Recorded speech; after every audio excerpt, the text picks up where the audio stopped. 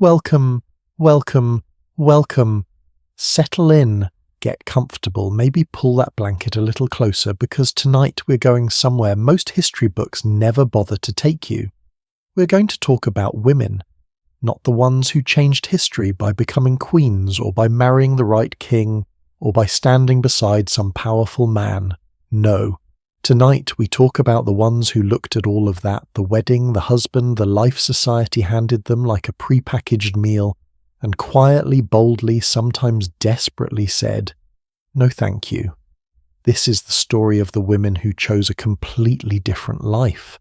And trust me, once you hear what some of them built, what some of them risked, what some of them actually lived, you're going to see history in a way you never quite have before. So let us begin. Right at the beginning. Close your eyes for just a moment. Well, do not actually close them. We are just getting started, but imagine waking up in, say, the year 1300, or 1600, or even 1850. It almost does not matter which century we pick, because for most of recorded history, the experience of being born a woman looked remarkably stubbornly, almost insultingly similar. You were born. You were raised, and then at some point, usually when you were disturbingly young by our modern standards, you were married off. That is it. That was the plan. That was the whole plan. And here is the thing that I think we do not fully sit with. When we read history, marriage back then was not what it is today. Today, in most of the Western world, marriage is supposed to be about love, companionship, mutual respect, equal partnership. It can be wonderful. It can also be complicated. But the point is, it is a choice. Back then, it was a legal transaction. A woman in ancient Rome had no right to own property independently once she married. She passed from the legal authority of her father to the legal authority of her husband. The Latin term for this was manus, which literally means hand, as in she was placed in the hand of a man. She did not disappear as a person exactly, but in the eyes of the law she came very close to it, and Rome was actually not even the worst example. In medieval England, a legal principle called coverture, which sounds like something you would find in a home decor magazine, but was far less pleasant, essentially merged a woman's legal identity into her husband's the moment she said "I do." She could not sign contracts. She could not sue anyone in court. She could not in many cases own the money she had earned herself. Everything belonged to him. Now, before anyone sends me an angry letter, yes, there were exceptions. Yes, wealthy widows sometimes carved out remarkable independence. Yes, the picture is more complicated than a single paragraph can hold, and we're going to spend the next 2+ hours unpacking exactly how complicated it gets. But the baseline, the default setting that most women were born into, it was dependence. Legal, economic, social dependence from birth until death with marriage, as the mechanism that transferred you from one man's authority to another's. And here is what I find truly fascinating. When I start digging into the historical record, the women who resisted this were not rare, rebellious outliers. They were not a handful of eccentrics scattered across the centuries. They were in some eras and some places surprisingly common. Let us talk about some numbers, because numbers have a way of making things real. Historians who specialize in early modern Europe, roughly the 1400s through the 1700s, have found something genuinely surprising in parish records, tax documents and census data from that period in many towns and cities. Somewhere between 15 and 25% of adult women never married at all. Think about that for a second. 1 in 4 women in some communities lived their entire lives outside of marriage. Now, some of those women were widows. Some were simply unable to find a suitable match due to economic or social circumstances. But a significant portion, and this is where it gets interesting, appear to have made active choices to remain unmarried.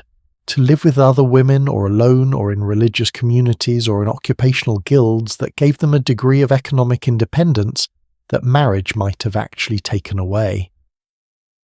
Because here is the great irony that almost no one talks about in certain legal contexts throughout history, An unmarried woman actually had more rights than a married one. In England, an unmarried adult woman was called a feme sole, a woman alone, and she had legal standing that a married woman did not. She could enter contracts, she could run a business, she could own property. The moment she married, she became a feme covert, a covered woman, her legal identity subsumed beneath her husband's. So for some women, particularly those who had managed to build a small trade or craft or inheritance, staying single was not a failure. It was a strategy. Now I want to be careful here because history has a tendency to flatten nuance into a simple narrative, and that is not really what I am going for. The truth is more textured than that. For many, many women throughout history, marriage was genuinely desired, genuinely loving, and genuinely the foundation of a good life. The women we're going to talk about in this series are not evidence that marriage itself was wrong, or that every woman who chose it was somehow less than. That would be insulting in its own way. What I am interested in is something subtler and I think more profound, the gap between what society demanded and what individual women actually wanted, and the extraordinary length, sometimes creative, sometimes daring, sometimes heartbreaking, that women went to in order to close that gap on their own terms. Because the pressures they were navigating were not small. Think about what it cost a woman to refuse marriage in, say, 16th century England. Social shame was the first and most obvious consequence. An unmarried woman past a certain age was considered suspect, possibly immoral, probably odd, certainly to be pitied. The word spinster, which simply meant a woman who spins wool for income, gradually became a term of mockery. Old maid was not a neutral descriptor.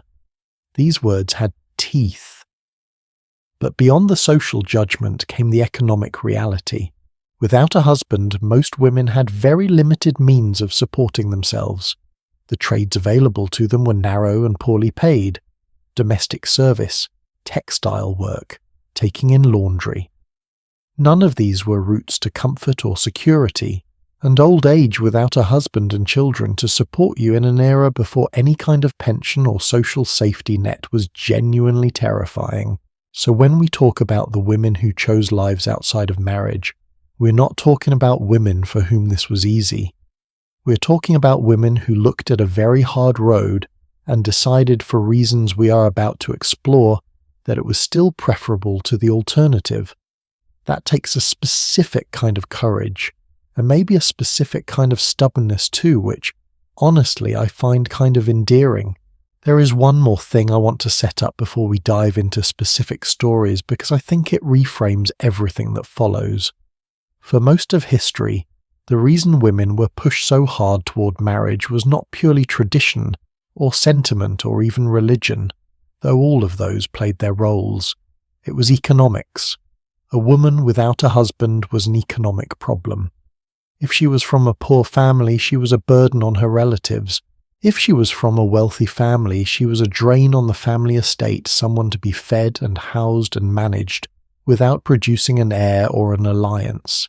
And from the perspective of broader society, a woman who did not marry and did not produce children was considered to be failing in her primary social duty.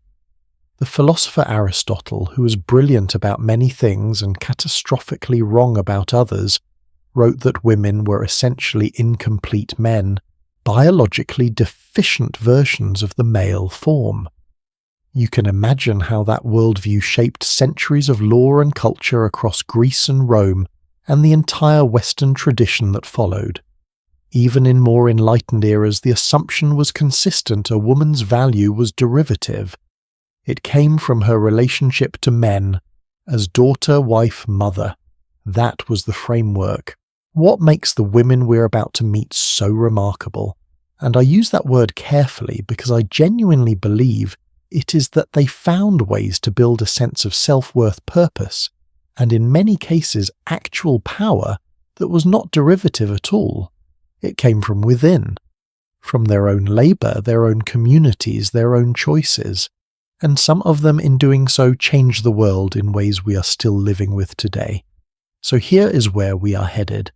We're going to travel through time and across continents.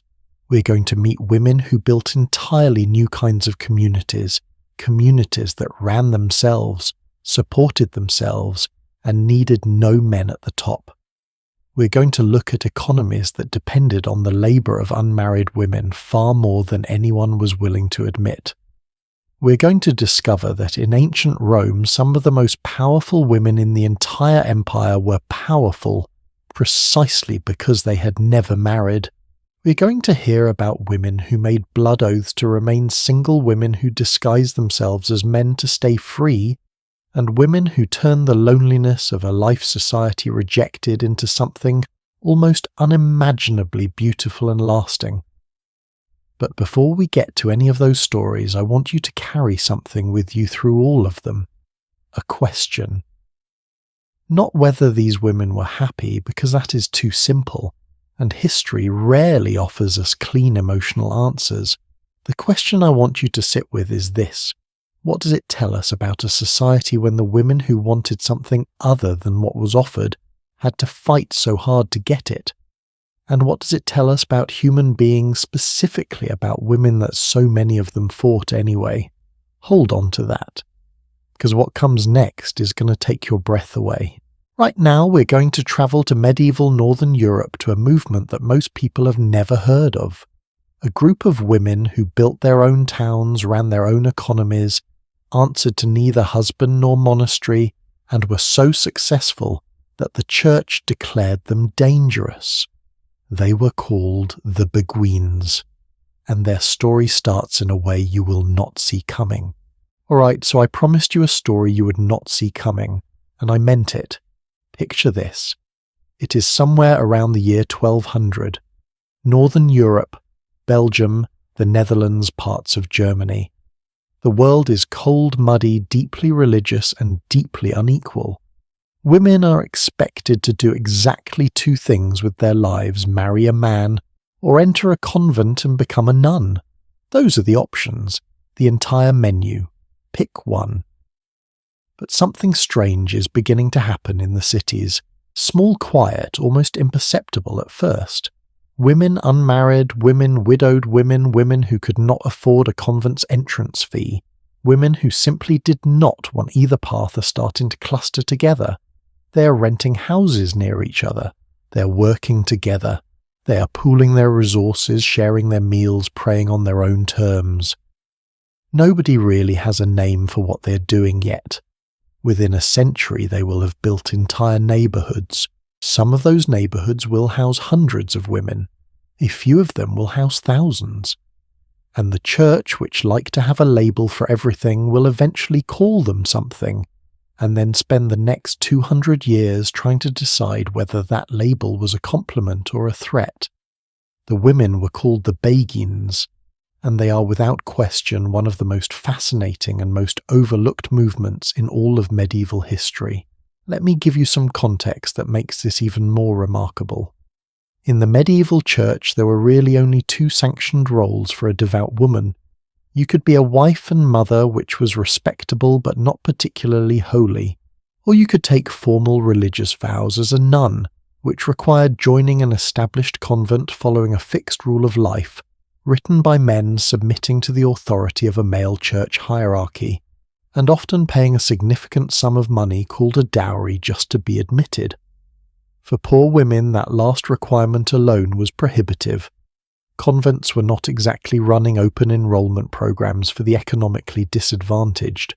So what did devout women who were poor do? Or women who wanted a spiritual life but on their own terms? Or women who'd been widowed and had no desire to remarry, but also no family willing to pay convent fees? They invented something new. The beguine movement, and historians debate exactly where it started, but the Low Countries of modern-day Belgium and the Netherlands seem to be ground zero grew from a remarkably simple idea.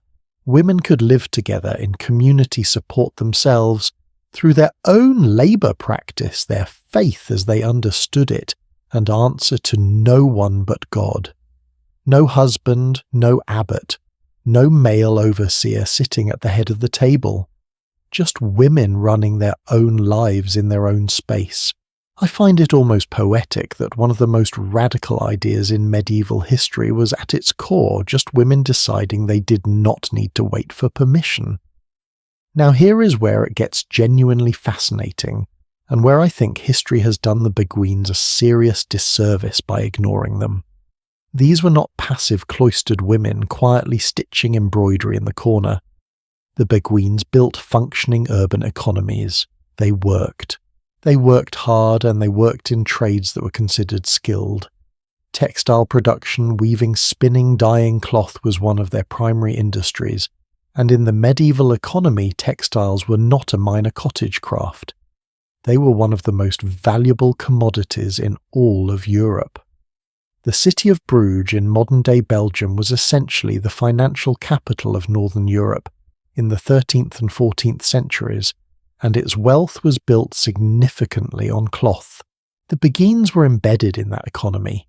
They were not marginal. They were productive members of one of the most commercially sophisticated societies of their era. Beyond textiles, many beguines worked in healthcare, nursing the sick, caring for lepers, at a time when leprosy was both common and terrifying, operating early versions of what we might today call hospices for the dying. They ran schools teaching children to read at a time when literacy was a privilege reserved mostly for the clergy and the wealthy. And they wrote. Some of the most remarkable mystical and philosophical writing of the entire medieval period came from beguine women. Mechthild of Magdeburg, a German beguine born around 1207, wrote a text called The Flowing Light of the Godhead that was so spiritually intense, so vivid, and so theologically daring that it circulated across Europe and is still read and studied by religious scholars today. She wrote in the vernacular in German, not Latin, which meant ordinary people could actually read her words. That was a radical act in itself. Hadewijk of Antwerp, another beguine, wrote poetry and letters in the 13th century that scholars have compared to the finest mystical literature of the entire Christian tradition.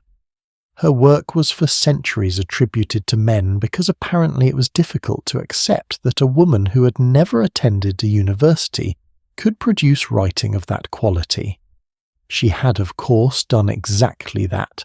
Here is a question worth sitting with for a moment. If the beguines were doing all of this, building economies, educating children, caring for the sick, producing great literature, why have most of us never heard of them? The answer, I think, is uncomfortable. It is because they made people nervous. Women who were neither wives nor nuns occupied a strange, ungoverned space in medieval society. They were not under a husband's authority. They were not fully under the church's authority. They had created essentially a third category, and medieval institutions did not like categories they had not approved in advance. The church's response was complicated and honestly a little inconsistent.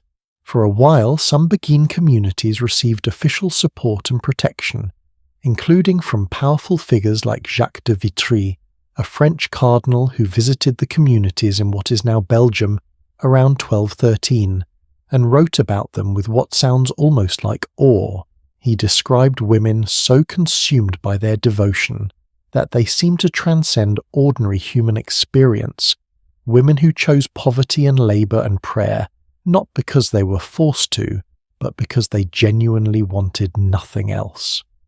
But as the movement grew, and it grew enormously, with estimates suggesting tens of thousands of beguine women across northern Europe by the early 14th century, the institutional nervousness grew with it.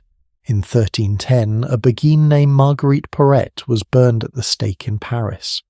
She'd written a book called The Mirror of Simple Souls, a theological text so sophisticated that scholars later described it as one of the masterpieces of medieval mysticism. But its ideas about the soul's direct relationship with God bypassing the institutional church were deemed heretical. She refused to recant. She was executed. Her death was a warning, and it was heard. At the Council of Vienne in 1311, just 1 year later, the Church issued a decree that essentially declared the beguine way of life suspect. not illegal exactly but deeply problematic. The decree known as cum de quibus dam mulieribus warned against women who refused to submit to proper ecclesiastical authority and who claimed to understand Scripture on their own terms. In other words, women who thought for themselves. And yet, and here is the part I love, because history so rarely gives us this, the beguines did not disappear. Some communities dissolved under pressure. Some women entered formal convents to avoid persecution. But many communities survived quietly, adapting, lowering their profile while maintaining their essential structure. In Belgium, enclosed beguine communities called beguinages continue to function, not just through the Middle Ages but well into the modern era. The last beguinage in Belgium in Kortrijk did not close until 1986. 1986. These communities survived in some form for nearly 800 years. Today, 13 Flemish beguinages in Belgium are designated as UNESCO World Heritage Sites. If you ever visit the city of Bruges or Ghent, you can walk into these walled, peaceful compounds, courtyards full of small whitewashed houses, cobblestones worn smooth by centuries of footsteps, and you are standing in a place built by women who refused the only two options they were offered and invented a third one themselves. I've been to one of these beguinages in Bruges on a rainy autumn afternoon, and I remember standing in the middle of the courtyard looking at those small houses, thinking about all the women who had lived in them over the centuries, who had woven cloth there, nursed the dying, they'd written their thoughts, they'd grown old there on their own terms, and I felt something that I can only describe as a very specific kind of gratitude. For their stubbornness, for their creativity, for the fact that they looked at the world as it was and decided quietly and collectively to make it into something a little more like what it should be. What strikes me most when I step back and look at the beguines as a historical phenomenon is how thoroughly they disprove one of the laziest assumptions we still carry about pre-modern women. The idea that before the modern feminist movement, women simply accepted their lot. That resistance was a 20th century invention. The beguines pushed that idea back 800 years. They were not feminists in the contemporary sense, they would not have recognized that word, and they operated entirely within a Christian theological framework. But they were doing something that deserves the same respect we give any community that looks at an unjust system and refuses to fully submit to it. They built alternatives. Practical, functional, economically viable alternatives, not in theory, in brick and mortar and loomed cloth and handwritten manuscript pages. And if a church council had not declared them dangerous, if a woman had not been burned for writing too brilliantly, if the institutional machinery of the Middle Ages had not come down on them with all its weight, I sometimes wonder what they might have become. Maybe something we still do not have a name for, so that is the beguines, a movement born out of necessity, grown into something extraordinary, suppressed but never quite extinguished. But here is the thing, the beguines were not the only women building alternative lives in this period. Far from it. While these women were quietly constructing their walled courtyards in Belgium, something equally remarkable was happening across the wider economy of Europe, in the workshops and market stalls and guild halls that most history books walk right past. It turns out that the entire textile economy of early modern Europe, the industry that literally clothed the continent, was running to a remarkable degree on the labour of unmarried women. And the word we still use today to describe a single woman, it comes directly from that labour. That story's coming up next. So that word, the one I teased at the end of the last part, spinster, say it out loud for a second. Spinster. In modern English, that word carries a very specific weight. It conjures a particular image, an older woman alone, a little eccentric, maybe surrounded by too many cats. It is not exactly a flattering term. If someone calls you a spinster today, they are almost certainly not paying you a compliment. But here is the thing that most people do not know: for most of English legal history, spinster was not an insult at all. It was a job title. More specifically, it was a legal designation. In English court documents and parish records from the 16th and 17th centuries, spinster simply meant a woman who spun wool or flax for a living. It was as neutral and factual as saying baker or carpenter. It described what you did to earn your keep, and the reason it became the default legal term for an unmarried adult woman, eventually appearing on birth certificates, marriage registers, and legal documents across the entire English-speaking world, is because for centuries spinning thread was one of the very few ways a woman without a husband could actually support herself. The language encoded the economic reality, and the economic reality was this across early modern Europe from roughly 1400 to 1800. The entire foundation of the textile industry, the single largest industry on the continent, rested on the hands of women who had no husbands. Let that sink in for a moment, because I think it completely reframes how we think about this era. The textile trade in early modern Europe was not a small domestic affair. It was an industrial engine. Wool, linen, and later cotton moved through a production chain that touched virtually every household, every market, and every trade route on the continent. Cloth was money. Cloth was power. The great merchant cities of Florence, Antwerp, Lyon, and later Amsterdam and London built their wealth on the trade in finished textiles, and behind every bolt of cloth that crossed a counting house was an almost incalculable quantity of spun thread. Spinning was the bottleneck of the entire system. It took, by most historical estimates, somewhere between 4 and 10 spinners to keep a single weaver fully supplied with thread, which meant that for every weaver working a loom, and there were thousands of them, there were several times as many women hunched over a distaff and spindle, or later a spinning wheel producing the raw material that made everything else possible. And who were those spinners? In the vast majority of cases, unmarried women and widows. The system that organized this labor was called the putting out system, sometimes referred to as proto-industrialization. Merchants would distribute raw wool or flax to households across entire regions. Women would spin it into thread at home, and then the thread would be collected, distributed to weavers, and eventually sold as finished cloth. It was in many ways a forerunner of the modern supply chain, geographically distributed, organized through networks of middlemen, and completely invisible to most contemporary observers, because it happened inside private homes rather than in centralized workshops.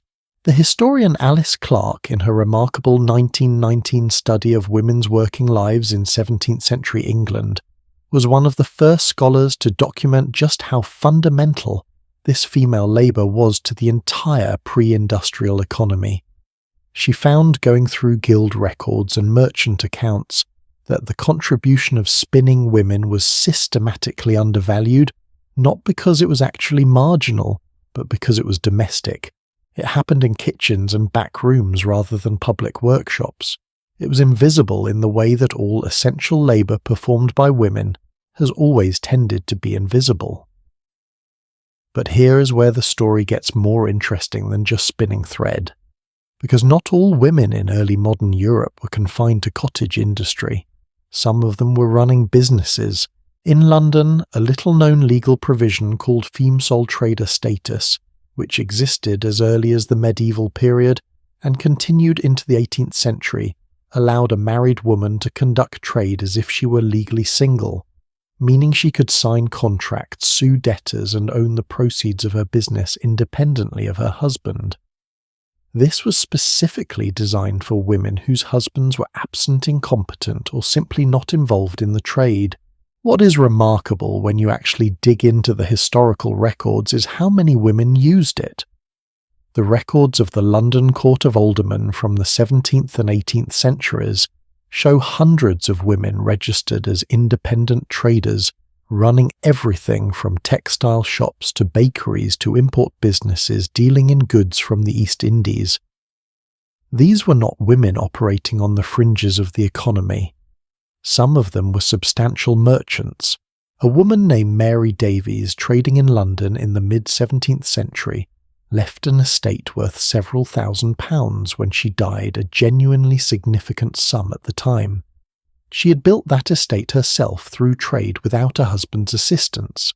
In Bristol, one of England's major port cities, researchers combing through medieval guild records found that women, most of them widows or never married women, operated as independent traders in everything from fish to wine to imported cloth. The records treat them matter-of-factly the way records treat any merchant. Their gender is noted, but it does not seem to have stopped anyone from doing business with them. In Amsterdam, which by the 17th century had become the financial centre of the entire Western world, the legal situation for unmarried women was actually more favourable than in England in certain respects. Dutch law gave unmarried adult women a degree of property ownership and contractual independence that English law withheld from all but a narrow category. Historians studying Amsterdam's notarial records from the 17th century have found women acting as independent lenders, investors and property owners at rates that would surprise most people who think of this era as one in which women had no economic presence whatsoever. Can you imagine lending money, collecting interest, owning property, all while society around you insisted women were incapable of managing their own affairs? Now, I want to be honest about something here because I think intellectual honesty is what makes history actually interesting rather than just flattering. The picture I am painting could easily be misread as single women in early modern Europe had it all figured out. And that would be far too simple. The reality was significantly harder than that. Yes, some women used femme sole status to build genuine independence, but those women were exceptions, and the system was structured to limit rather than enable them at every turn. The guilds that controlled most skilled trades were almost entirely male-dominated, and getting full guild membership as a woman was in most cities, and most trades extraordinarily difficult. Women were often permitted to work within a trade, especially if they were the widow of a guild member, but they were rarely granted the full standing that gave men the most valuable economic protections. And even the spinners whose labour underpinned the entire textile economy, they were paid extraordinarily poorly. A study of wage records from the English wool trade in the 17th century found that women spinners typically earned about a quarter of what male weavers earned for their time, despite the fact that spinning was just as labour-intensive and arguably more technically demanding in some respects. The invisibility that came from working at home was not just cultural, it was economic. You cannot organise, you cannot negotiate when you're scattered across 100 individual households rather than gathered in a single workshop. So the women who built genuine independence did so, not because the system made it easy, but because they were persistent enough and clever enough to find the gaps in a system designed to exclude them. There is one more dimension of this story that I think deserves a moment of attention because it connects to something I find quietly moving. The word distaff, the long stick women used to hold fibre while spinning, became in the English language a synonym for the female line of a family. The distaff side meant the maternal lineage as opposed to the spear side for the paternal one. You still hear that phrase occasionally even today. That linguistic fact tells you something real about how central spinning was to how people understood women and women's work. But here is the thing that I keep coming back to: a distaff was not just a symbol of domestic labour. In the hands of the women who wielded it economically, who turned raw fibre into thread into cloth into coin, it was also a tool of genuine agency, the same object that society used to define women as domestic and subordinate, was the very instrument through which some of those women carved out something approaching independence. There is something almost beautifully ironic about that. They used the cage as a ladder. When I step back and look at everything we've covered so far, the women who built beguine communities and ran their own institutions The spinners and traders who wove themselves so deeply into the European economy that the language had to make room for them, a clear pattern begins to emerge. And it is not the pattern you might expect. It is not simply women were oppressed and could do nothing. It is something more nuanced and honestly more hopeful than that the system was built against them and some of them built around it anyway.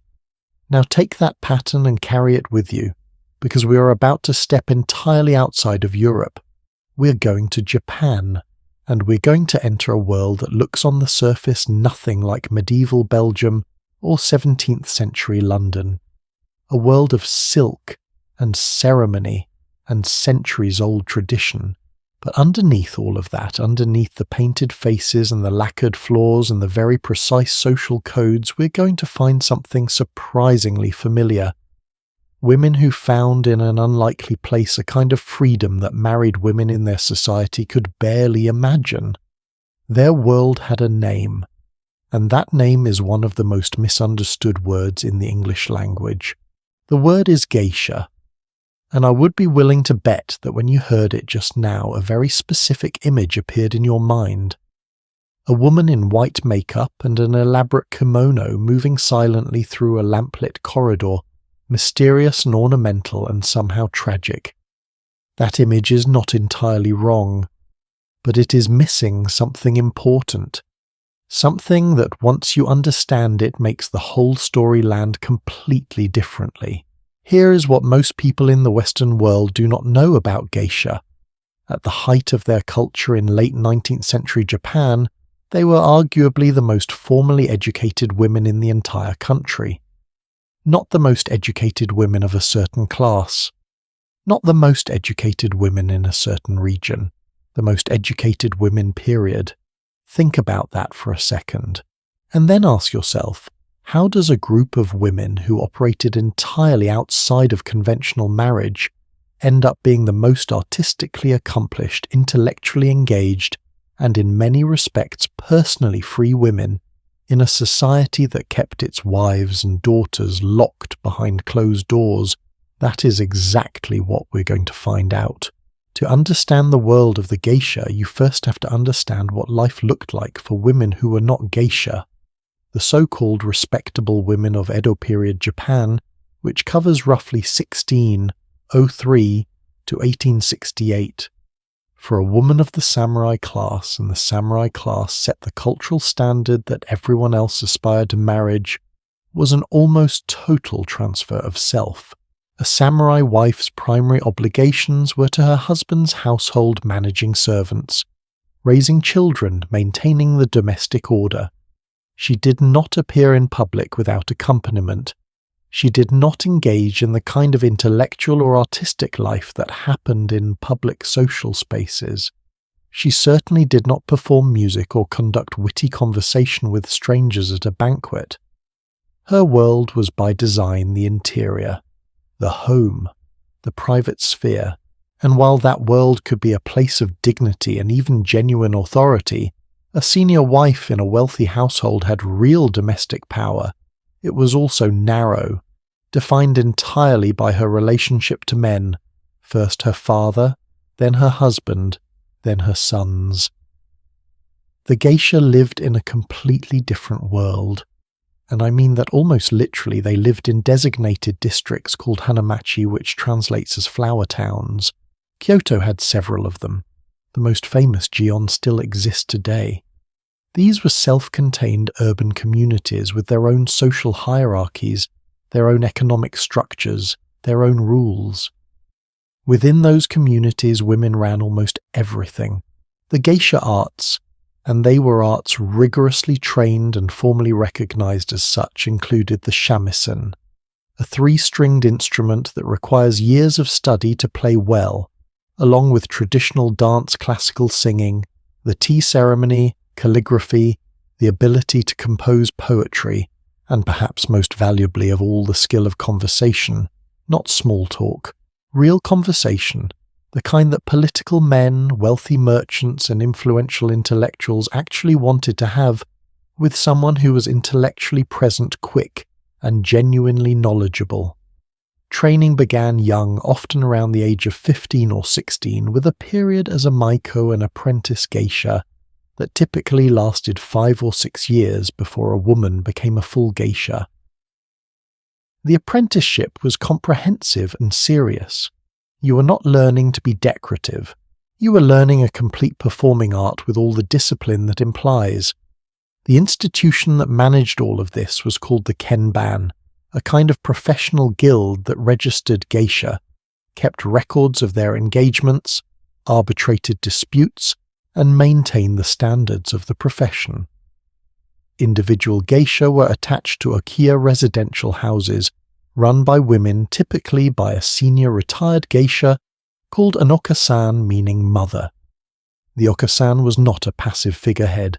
She was a businesswoman who contracted with clients, managed finances, trained apprentices, and navigated the social and economic networks of the hanamachi.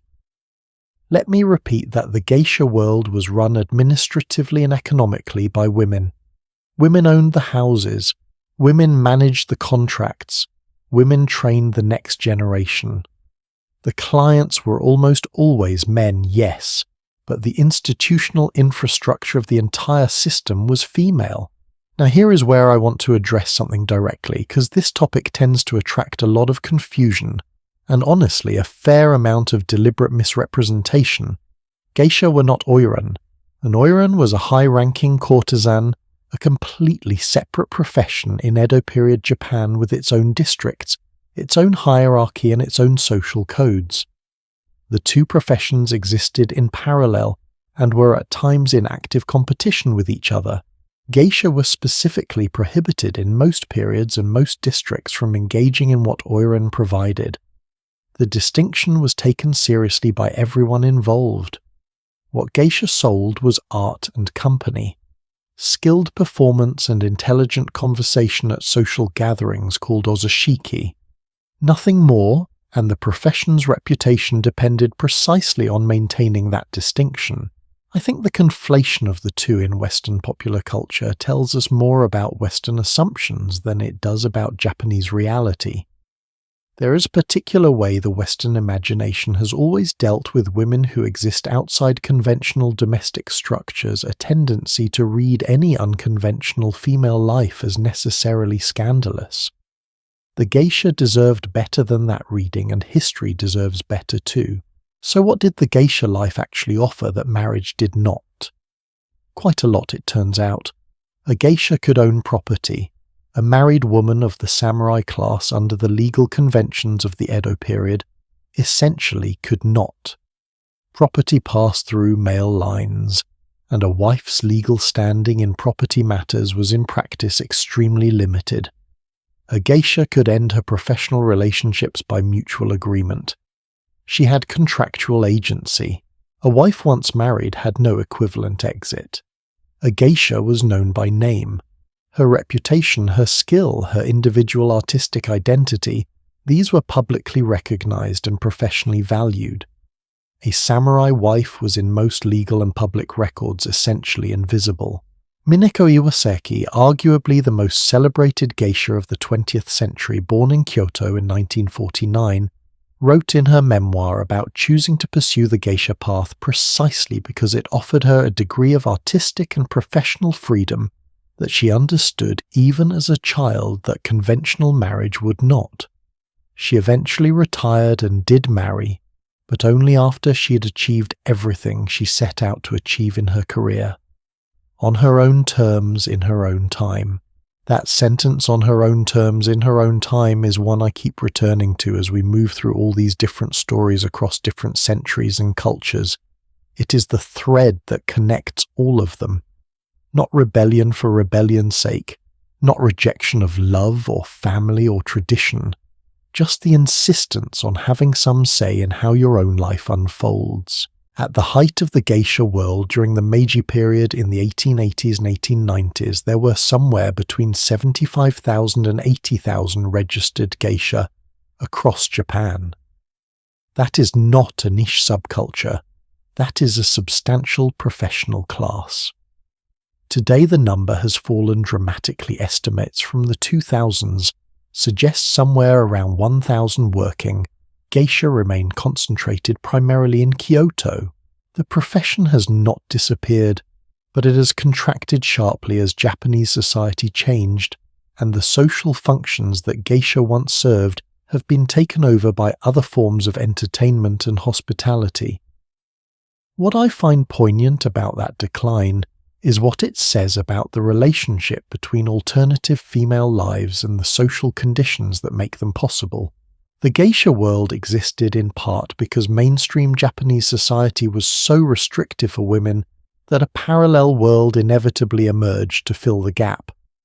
As restrictions on women's lives eased across the 20th century, as women gained legal rights, educational access, professional opportunities, the need for that parallel world diminished. In a strange way, the success of the geisha culture was partly a symptom of the failure of the mainstream to accommodate women's full humanity, and its decline was in part a sign of progress. Though I will admit, standing in the narrow lanes of Gion on a late evening and watching a woman in full traditional dress move silently through the lantern light toward a nozashiki, it is hard to feel entirely unsentimental about what is being lost. Japan gave us one of the most vivid examples of women building alternative lives within a structure that was itself created by and for them. But the geisha story is at its core a story of women who worked within the system, who found the cracks in social convention and filled them with something extraordinary. The women we're going to meet next did something far more drastic. They did not find the cracks. They walked out entirely. Some of them disguised themselves as men, some of them crossed oceans, some of them picked up weapons, and in doing so they created lives that their societies had declared literally impossible. One of them was a Spanish nun who escaped a convent, became a soldier in the Americas, and fought duels before anyone discovered she was a woman. Another sailed under a pirate flag in the Caribbean, and was by most accounts better at the job than most of the men around her. The stories of women who erased their identities to stay free are stranger than any fiction, and they start right now. There is a convent in the city of San Sebastian in the Basque country of northern Spain that has a peculiar chapter in its history. In the year 1607, a 15-year-old novice named Catalina disappeared from its walls. She did not walk out through the front door. She climbed over a wall in the middle of the night, carrying nothing but the clothes on her back, which within days she had cut and resewn into men's clothing. She gave herself a new name. She cut her hair. She walked away from the only life she'd ever known, and she walked toward a horizon that for a woman in 17th century Spain was supposed to be completely off limits. What followed over the next 2 decades is one of the most astonishing stories in all of early modern history, and most people have never heard a word of it. Catalina de Arauso crossed the Atlantic Ocean. She joined the Spanish colonial army in South America. She fought in military campaigns in Peru, and Chile rose to the rank of alferez, roughly equivalent to a lieutenant, and participated in combat. She gambled, she duelled, she got into brawls. She built a reputation as a skilled and fearless soldier, and for nearly 20 years nobody knew she was a woman. The story of Catalina de Arauso is remarkable on its own terms, but it is also the entry point into a much larger story, the story of women throughout history who discovered that the only way to live the life they wanted was to stop being who they were, or rather to stop being who the world said they were. Because here is the thing that strikes me every time I return to these stories. Catalina did not want to be a man. She did not spend her life in secret misery, trapped in a false identity. By her own account, and she did eventually write a memoir, one of the earliest autobiographies in Spanish literary history, she found in her disguised life something that her original life had completely denied. Her freedom of movement, freedom of choice, the ability to act in the world rather than simply waiting for the world to act on her. When she was finally wounded severely enough in 1623 that she feared she might die, she confessed the truth to a bishop in the city of Guamanga, in what is now Peru. The bishop's response was not outrage. It was by most accounts something closer to awe. She was celebrated, returned to Spain, received by the royal court. In 1630 she travelled to Rome and had an audience with Pope Urban VIII himself, who gave her special dispensation to continue wearing men's clothing for the rest of her life. Let that land. The head of the Catholic Church, the institution that had more invested than any other in keeping women in their prescribed roles, looked at this woman who had spent 20 years pretending to be a man and said, "Fine, keep going." She went back to the Americas and spent her remaining years working as a mule driver and merchant in Mexico. She died around 1650. Her story was told, retold, performed as theatre, and read across Europe for generations. But Catalina was not alone in this path, not by a long way. On the other side of the world, in the choppy waters of the Caribbean, two women were doing something that was by the standards of any century genuinely astonishing. Anne Bonny was born in County Cork, Ireland around 1697, the illegitimate daughter of a lawyer who eventually moved the family to the colonial Carolinas. She grew up in the New World, married young, found the marriage suffocating, and in approximately 1718 left her husband to join a pirate ship, captained by a man known as Calico Jack Rackham. What is important to understand about Anne Bonny is that she was not a passenger on that ship. She was crew. She dressed in men's clothing when the crew went into action. She fought alongside the men, and by the accounts that survive, which come largely from the court records of her eventual trial in Jamaica, she fought well. Better, it was implied, than most. On that same ship sailed Mary Read, a woman with a story in some ways even more extraordinary than Bonny's. Mary Read had been dressed in boys' clothing by her mother since early childhood, a pragmatic deception designed to claim inheritance money from a grandmother who did not know of Mary's existence. She'd grown up male, in effect, served in the British Army in Flanders, married a fellow soldier, and then when her husband died, young returned to living as a man and eventually ended up at sea.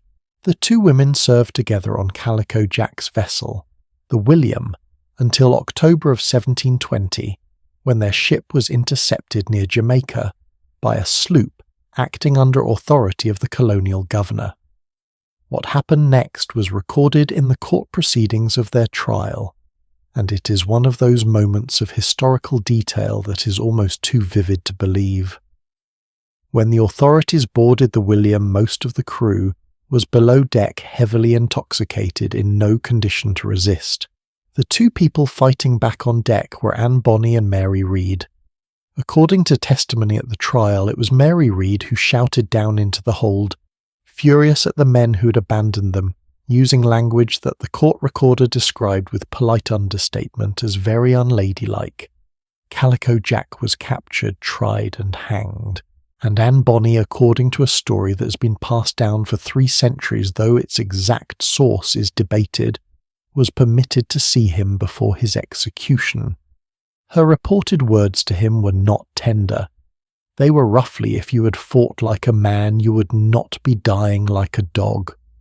Whether or not she said exactly that, it is the kind of line that stays with you. Both women were convicted and sentenced to death. Both claimed pregnancy, which stayed their executions. Mary Read died in prison in Jamaica in 1721, most likely from fever. Anne Bonny's fate after that point is genuinely unknown. There are no records of her execution, and she simply vanishes from the historical record. Some historians believe she was ransomed by her father. Others believe she lived to old age under a new identity. We do not know. And somehow that ambiguity feels right. A woman who spent her life refusing to be pinned down probably should not have a tidy ending. Across the Atlantic and a few decades later, a woman named Hannah Snell was making her own particular brand of history. Born in Worcester, England in 1723, Hannah enlisted in the British military in 1745 under the name James Grey, after her husband abandoned her. She served in the Royal Marines and participated in the Siege of Pondicherry in India in 1748 and 1749, a major engagement in the broader conflict known as the War of Austrian Succession. During that campaign, Hannah Snell was wounded 11 times. The detail that I cannot get out of my head every time I think about her story. One of her wounds was to her upper thigh, in a location she judged too revealing to allow a military surgeon to treat. So she treated it herself, in secret, while on active campaign. It healed. When she returned to England in 1750 and revealed her true identity, she was not court-martialed. She became famous. She published a memoir called The Female Soldier. She performed her drill routines on stage at London theatres in uniform.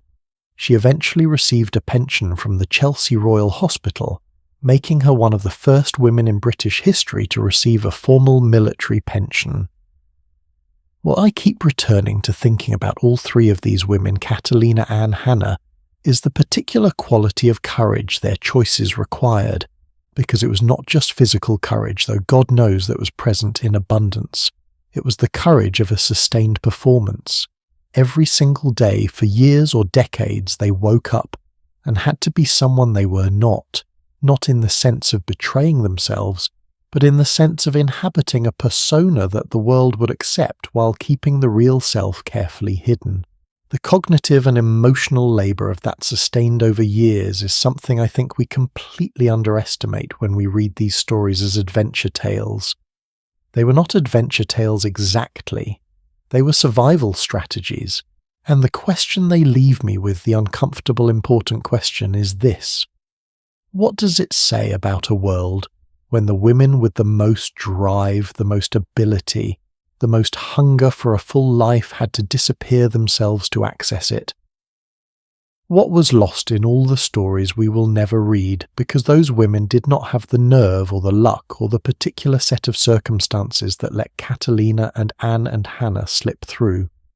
Those are questions without clean answers, and I want to sit with them for a moment before we move on, because what comes next is a story that approaches this problem from almost the opposite direction. Everything we have looked at so far has involved women who had to fight disguise or simply outlast their circumstances to achieve any kind of independence. But there was one group of women in the ancient world for whom independence was not something to be fought for. It was something that was formally, publicly, ceremonially given. They lived in Rome. There were only ever 6 of them at a time. They served for 30 years. They were the most legally powerful women in the Roman world, and every single one of them was required by law to remain unmarried. Their story is next, and I promise you it is nothing like what you would expect from ancient history. 6 women. That was all Rome ever had at one time. 6 women who lived together in one of the most magnificent houses on the Forum, a compound with marble floors, running water, its own garden and staff to manage it all. 6 women who could walk into the Colosseum and sit in seats of honour alongside senators and consuls, while ordinary Roman citizens scrambled for standing room. 6 women whose testimony in court required no oath, because their word was considered inherently trustworthy. 6 women who could, if they chose to walk up to a man being led to his execution and say, "Release him," and the guards would let him go. In a civilization that considered women legally incapable of managing their own affairs without male supervision, in the same Rome where a wife could not enter a contract without her husband's approval, these 6 women operated with a degree of legal and social power that most Roman men never came close to, and they owed every single bit of it to the fact that they had never married. Welcome to the world of the Vestal Virgins, and I promise you it is far stranger and more interesting than anything you may have read about them before. The institution of the Vestal Virgins was by Roman reckoning almost as old as Rome itself, Tradition attributed its founding to Numa Pompilius, the second king of Rome, somewhere around 700 years before the Common Era, though scholars believe the practice was likely even older than that, rooted in Bronze Age religious customs that predate the city entirely. The basic arrangement was this: 6 priestesses were selected from Rome's most distinguished families to serve the goddess Vesta, the deity of hearth and home. Their primary sacred duty was to keep the flame in Vesta's temple on the forum burning continuously. That flame was not merely symbolic. Romans believed that as long as the vestal fire burned, Rome would endure. If the fire went out, which happened occasionally and was considered a terrible omen, the priestess responsible was punished by being beaten with rods by the Pontifex Maximus, the chief priest of Rome. The flame was in a sense the heartbeat of the empire, and the women who tended it were its guardians. Selection began young, typically between the ages of 6 and 10. The process was called the captio, which translates literally as seizure. A family could not legally refuse if their daughter was chosen. She would leave her parents' home, move into the Atrium Vestae, the house of the Vestal Virgins, a stately complex adjacent to the temple, and begin her 30-year term of service. 30 years, selected as a child, bound to her role for 3 full decades. That sounds on its surface like an enormous sacrifice, and in some ways it was. But let me tell you what it came with. Because the exchange Rome offered was, by the standards of the ancient world, genuinely extraordinary. In Roman law, virtually every adult woman, married or unmarried, was required to have a male guardian called a tutor, who had legal authority over her major decisions. She could not make a will without his approval. She could not enter certain kinds of contracts. She could not own significant property independently. The legal presumption was that women lack the judgment to manage their own affairs. Vestal virgins were explicitly exempt from this requirement. A vestal could write her own will. She could own property in her own name. She could receive bequests and inheritances. She could enter legal contracts independently. She had full legal standing, the same standing as a freeborn Roman male citizen from the day she was inducted, and it went further than that. When a vestal travelled through the streets of Rome, she rode in a carpentum, a covered carriage, with a lictor, a state attendant, walking ahead of her. If any man regardless of rank, accidentally crossed her path, he risked the death penalty. Her physical person was sacred and inviolable. At the games in the Colosseum and at theatrical performances across the city, vestals held seats of honour in the front rows. They sat near the arena in the same section as the most powerful men in Rome. When a vestal entered, audiences fell silent out of respect. And perhaps most remarkably of all, if a vestal happened to encounter a condemned prisoner being led to execution, and if she chose to intercede, the prisoner was freed on the spot. No appeal process, no judicial review. Just her word, and the man walked away. Julius Caesar himself entrusted his will to the vestals, so did Mark Antony. The most important legal documents in Roman political life, the records that could determine succession, inheritance, and the fate of dynasties, were stored in the care of these 6 unmarried women, because they were considered the most trustworthy custodians in the entire city. Stop and think about that for a moment. A society that formally declared women legally incompetent chose women as the guardians of its most sensitive secrets. Why? This is the question I find genuinely fascinating, and I think the answer tells us something true, not just about Rome, but about how power and trust actually work. The vestals were trustworthy in Roman eyes for a specific and somewhat paradoxical reason: they belonged to no one. A Roman wife belonged in legal and social terms to her husband's family. Her loyalties, her interests, her inheritance, all of it was tied to a specific lineage, a specific household, a specific set of family alliances. This meant that a document left in her care was effectively in the care of her husband's family. It could be influenced, accessed, or compromised by the interests of that family. A vestal had no husband, no children, no lineage to protect. She had been formally separated from her birth family at induction. Her father had no more legal authority over her, and she had no legal connection to any male household. She was in the eyes of Roman law an entity unto herself. She belonged to Rome, only to Rome. And because she belonged to everyone equally, she could be trusted by everyone equally. It is a remarkable inversion of the usual logic. The very qualities that made Roman society consider women generally unfit for legal independence, their perceived connection to domestic private family-bound interests, were solved in the case of the Vestals, by removing them from marriage entirely. The solution to the problem of female partiality as Rome understood it was female independence.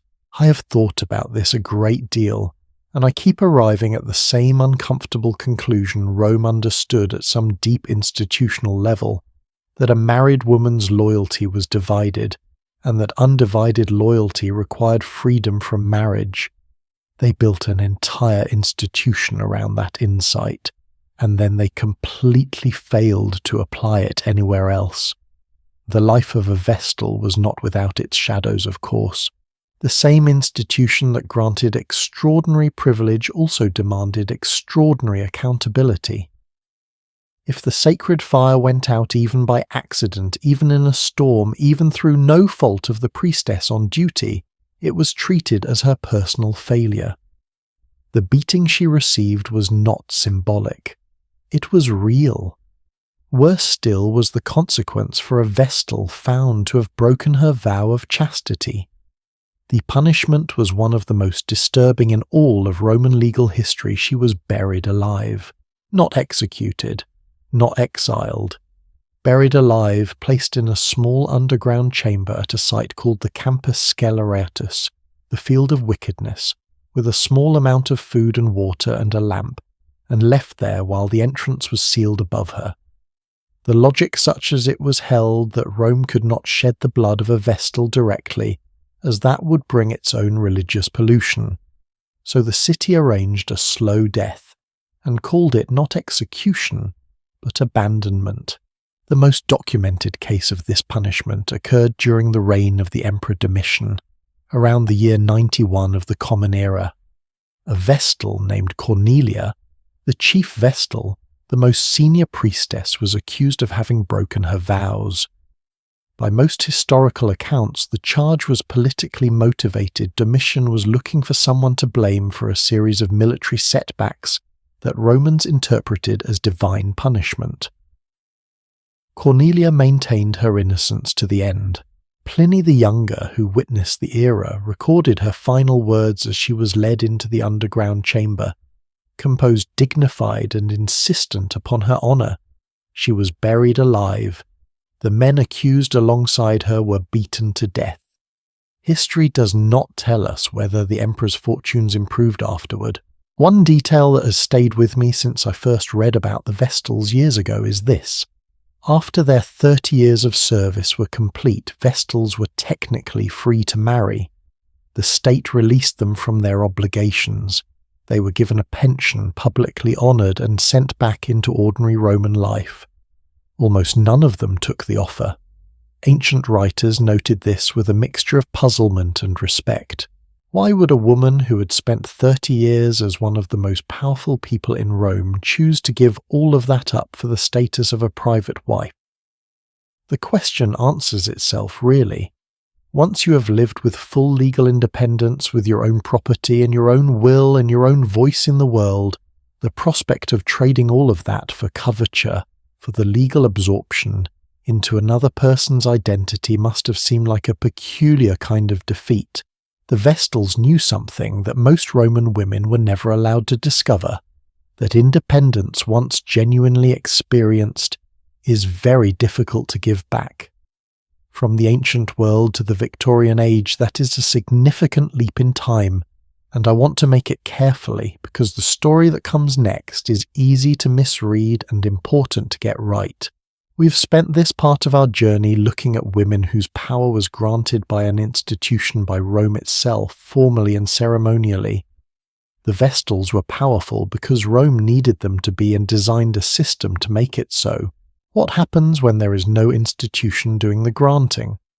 When two women simply decide quietly between themselves that they will build a life together, share a home, share finances, share everything without any formal recognition at all, that it turns out was happening all over Victorian England and America.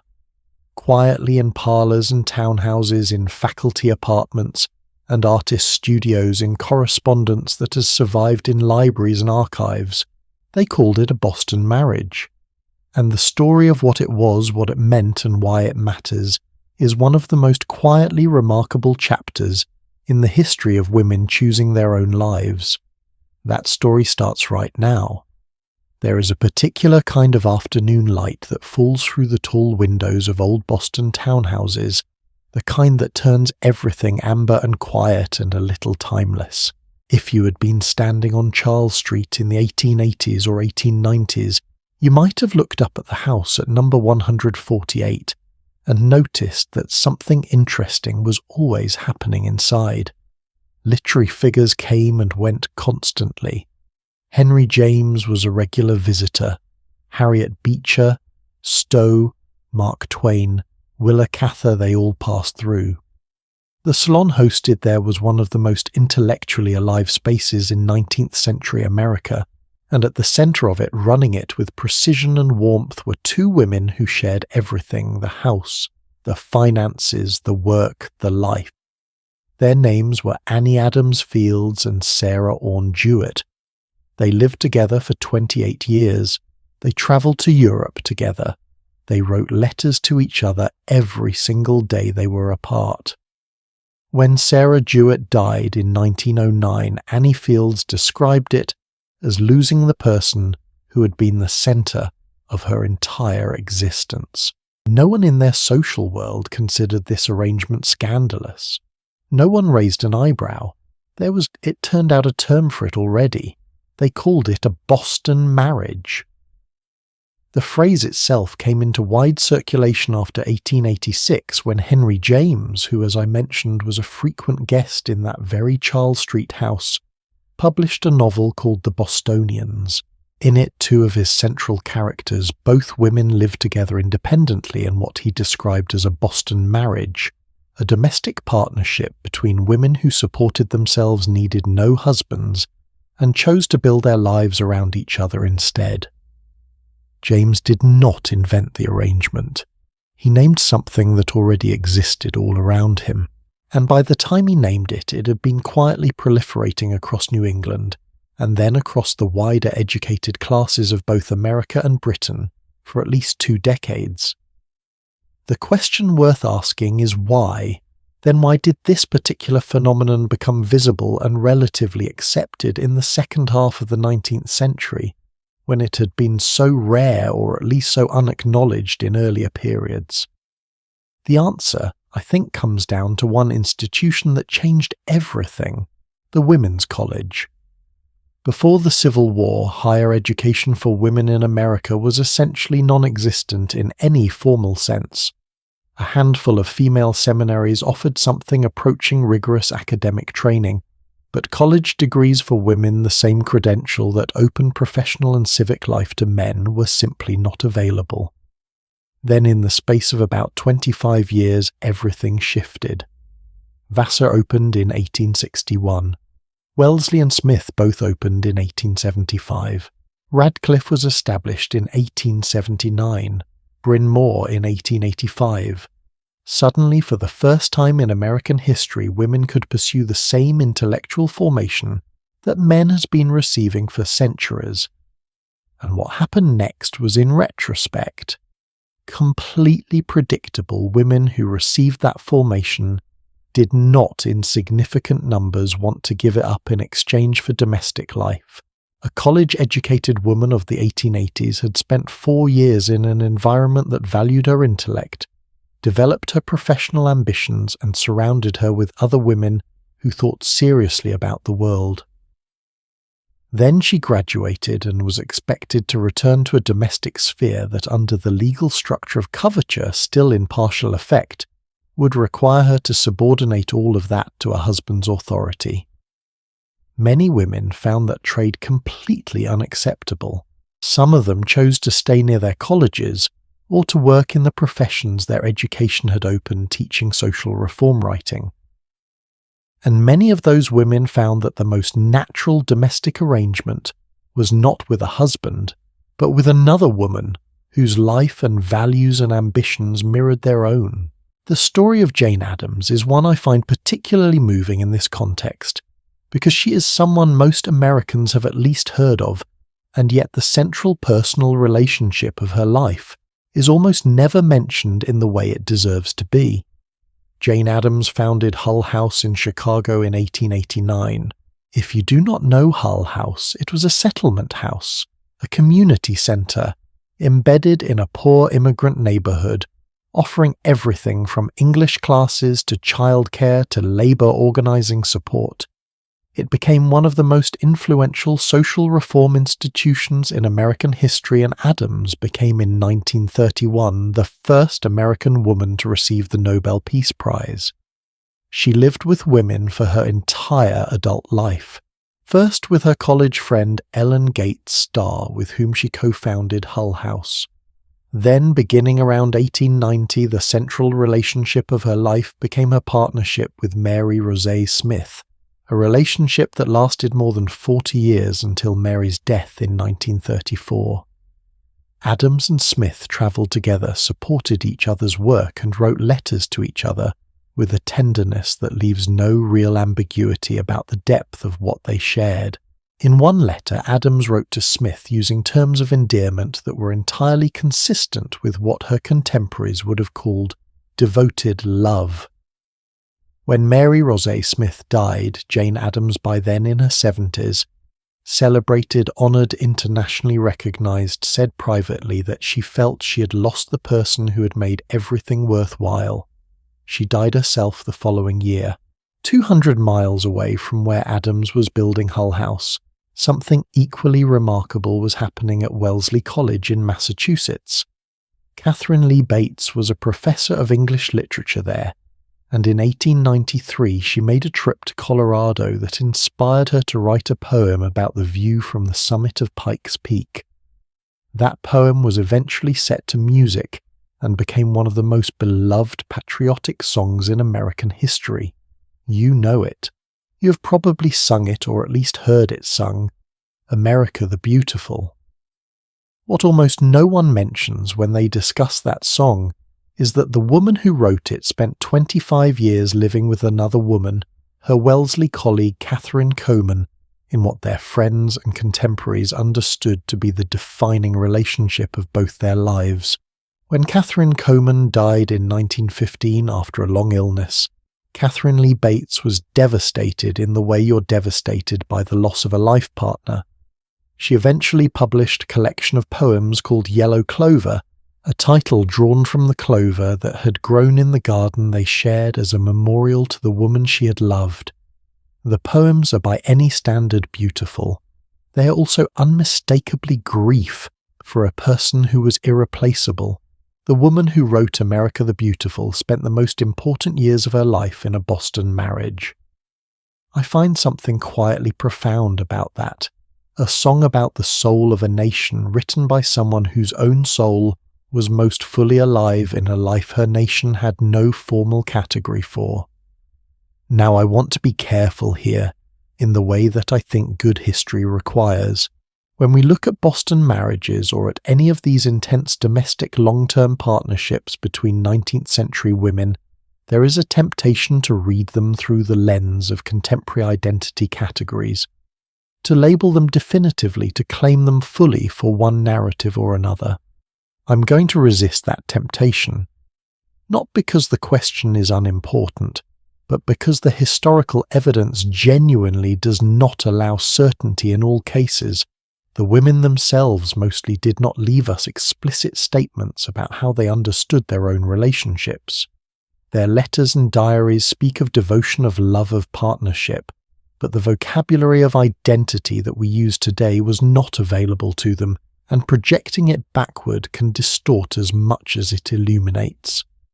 What I can say with complete confidence is this: these were women who chose to organize the most intimate parts of their lives around other women, who chose shared domestic life, shared finances, shared work, shared emotional support with another woman, not a man. Whatever the full texture of those choices, they represent something historically real and historically significant. The historian Carol Smith Rosenberg wrote in a landmark 1975 paper about what she called the female world of love and ritual in 19th century America, a dense network of emotional bonds between women that ran through family, social groups, and professional communities. Her argument was that we have systematically underestimated the emotional depth of these connections, and that understanding them changes how we understand the lives of women in this period. I think she was right. One more detail that I want to linger on because I find it genuinely remarkable. Mary Woolley was the president of Mount Holyoke College from 1900 to 1937, 37 years. During that time, she lived in the president's house with her partner Jeanette Marks, a professor of literature at the college. Their partnership was known. It was within the community of Mount Holyoke simply a fact of institutional life. When Woolley finally retired in 1937, the college's board of trustees, over her explicit objections, appointed a man as her successor, for the first time in Mount Holyoke's history. Woolley considered it a betrayal of the college's founding mission to educate women and give them full professional standing. She never returned to campus after her retirement. Jeanette Marks stayed with her until the end. That loyalty, quiet, total spanning decades is, I think, the thing that characterizes Boston marriages at their best. Not a statement of defiance, not a political act, not a performance for any audience. Just two people who decided that each other was enough, that the life they could build together was more honest and more complete than the life the world was offering them separately. We have been moving across this story from ancient Rome to medieval Belgium to Victorian Boston, and the thread connecting all of these places and eras is the same women finding ways to build a life that belongs to them. Some of them did it alone, some did it in communities, some did it in pairs, some hid, some were celebrated, and some, this is the part that still astonishes me, some of them organized. They did not just make individual choices. They built entire collective systems with rituals and institutions and rules to protect those choices and make them permanent. In 19th century southern China, in the silk-weaving regions of Guangdong province, tens of thousands of women came together and did something so deliberate, so structured, and so irreversible that it still stops me cold every time I read about it. They made a formal oath, in public, together. They combed their own hair up, a gesture that in Chinese tradition meant you were a married woman, and declared themselves married to their own lives. No husband, no family compound, just themselves and the women they chose to live with. The ceremony had a name, the practice had rules, and the world they built around it lasted for generations. That story is next, and it is one of the most extraordinary things we've covered yet. Imagine a room filled with the smell of incense and the low sound of women praying. It is sometime in the mid-1800s in a village in the Pearl River Delta region of Guangdong province in southern China. A young woman, she might be 18 or 22 or 25, is standing before a small altar. Around her are women she has known her whole life. Neighbours, friends, possibly her own mother, though the mother's feelings about what is happening may be complicated. She reaches up and does something that in the context of Chinese tradition carries enormous symbolic weight. She combs her own hair up. In Chinese custom, A woman's hair was styled differently depending on her status. A girl wore her hair down. A bride had her hair put up by another woman, her mother, or a female relative during the wedding ceremony. It was a ritual act of transition from one state to another, from one household to another. This woman is doing it herself. She's putting her own hair up before an altar with witnesses, and in doing so she's making one of the most irreversible statements available to a woman in 19th century China. She's declaring that she will never marry. Not now, not later, not ever. The ceremony had a name, zishu, 2 characters that translate simply as self-combing. The zishu movement, and it was at its height genuinely a movement, not just an individual choice made in isolation, emerged from the Guangdong silk industry in the early 19th century and spread through the Pearl River Delta region over the following decades. By the latter half of the 1800s, it had become a recognized, institutionalized social phenomenon in several districts of what we now call Guangdong province, particularly in Shunde Nanhai and Panyu. To understand why it was possible at all, you have to understand the particular economic moment that produced it. Guangdong's silk industry was in the 19th century one of the most productive and most internationally connected textile economies in the world. Silk from this region was exported through the port of Guangzhou, which Western traders called Canton, to markets in Europe and America. The demand was enormous. The production required thousands of workers, and unlike many industries of the era, the silk filature factories of the Pearl River Delta employed women in large numbers and paid them wages that were by the standards of the time and place genuinely livable. Livable enough, in fact, for a woman to support herself independently without a husband's income. For most of Chinese history before this, that sentence would have been almost meaningless. The economic options available to an unmarried woman in a rural agricultural community were so narrow and so poorly compensated that financial independence was essentially impossible. But the silk factories changed the equation. They created for the first time in that region a condition under which a woman with no husband could actually feed and house herself. The zishu movement was the social response to that economic opening. But here is what makes the zishu story different from almost everything else we've talked about in this series, and what I find most astonishing about it. This was not individual women quietly making private choices. This was organized, collective, institutional. After a woman performed the zishu ceremony, she was not simply unmarried. She was publicly committed in a way that her entire community recognized and enforced. If she later changed her mind and married anyway, she faced serious social consequences: rejection by the community, estrangement from the women's network she had joined, and in some cases effective exile from her home village. The zishu women formed sworn sisterhoods with each other, formal bonds sealed by their own ceremonies with their own names. The most common term for these sisterhoods was Jinlan Qi, which translates as Golden Orchid Compact. Groups of women would formalize their bond in a ceremony, exchange vows of mutual loyalty and support, and commit to caring for one another for the rest of their lives. These were not informal friendship groups. They had rules, they had obligations, they pooled resources, and crucially they planned for death. Because here was the practical problem that the zishu women had to solve in traditional Chinese society. A woman was buried by her husband's family. Her funeral rites, her ancestral tablet, her place in the afterlife, all of these were managed by the family she had married into. A woman with no husband had no one to perform these duties. In traditional belief, this meant she would become a wandering, hungry ghost, unanchored, uncared for, spiritually homeless. The zishu women's answer to this problem was characteristically practical. They built their own institutions. They established what were called gupozhai, which translates roughly as aunts' houses or spinster houses.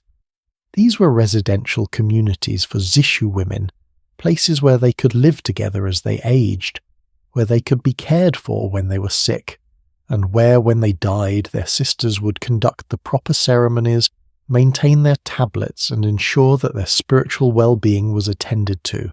They took the problem that society had created for them, "You will die alone and unmourned," and they solved it themselves collectively without asking anyone for permission. I find that genuinely remarkable, not just as a historical curiosity, but as a demonstration of something important about human ingenuity. When the official system fails to accommodate you, you build a parallel system. And sometimes the parallel system is better. What were they escaping exactly? It is worth being specific about this because I think the weight of the zishu choice becomes clearer when you understand what the alternative looked like.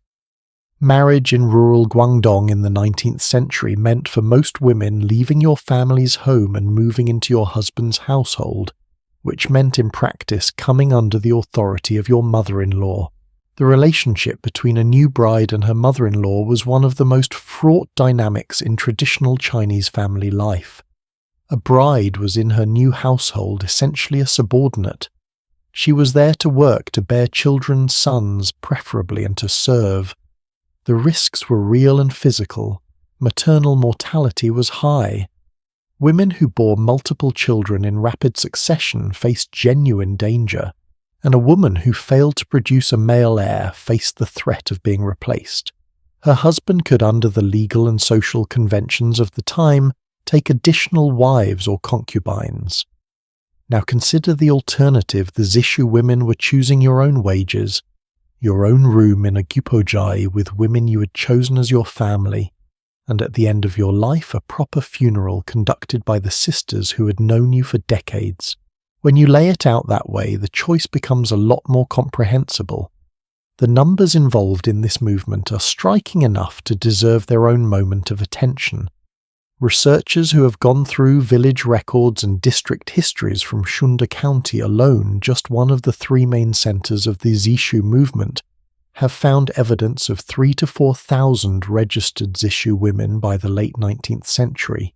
Across the entire Pearl River Delta region, the total may have been in the tens of thousands. That is not a footnote. That is a social phenomenon.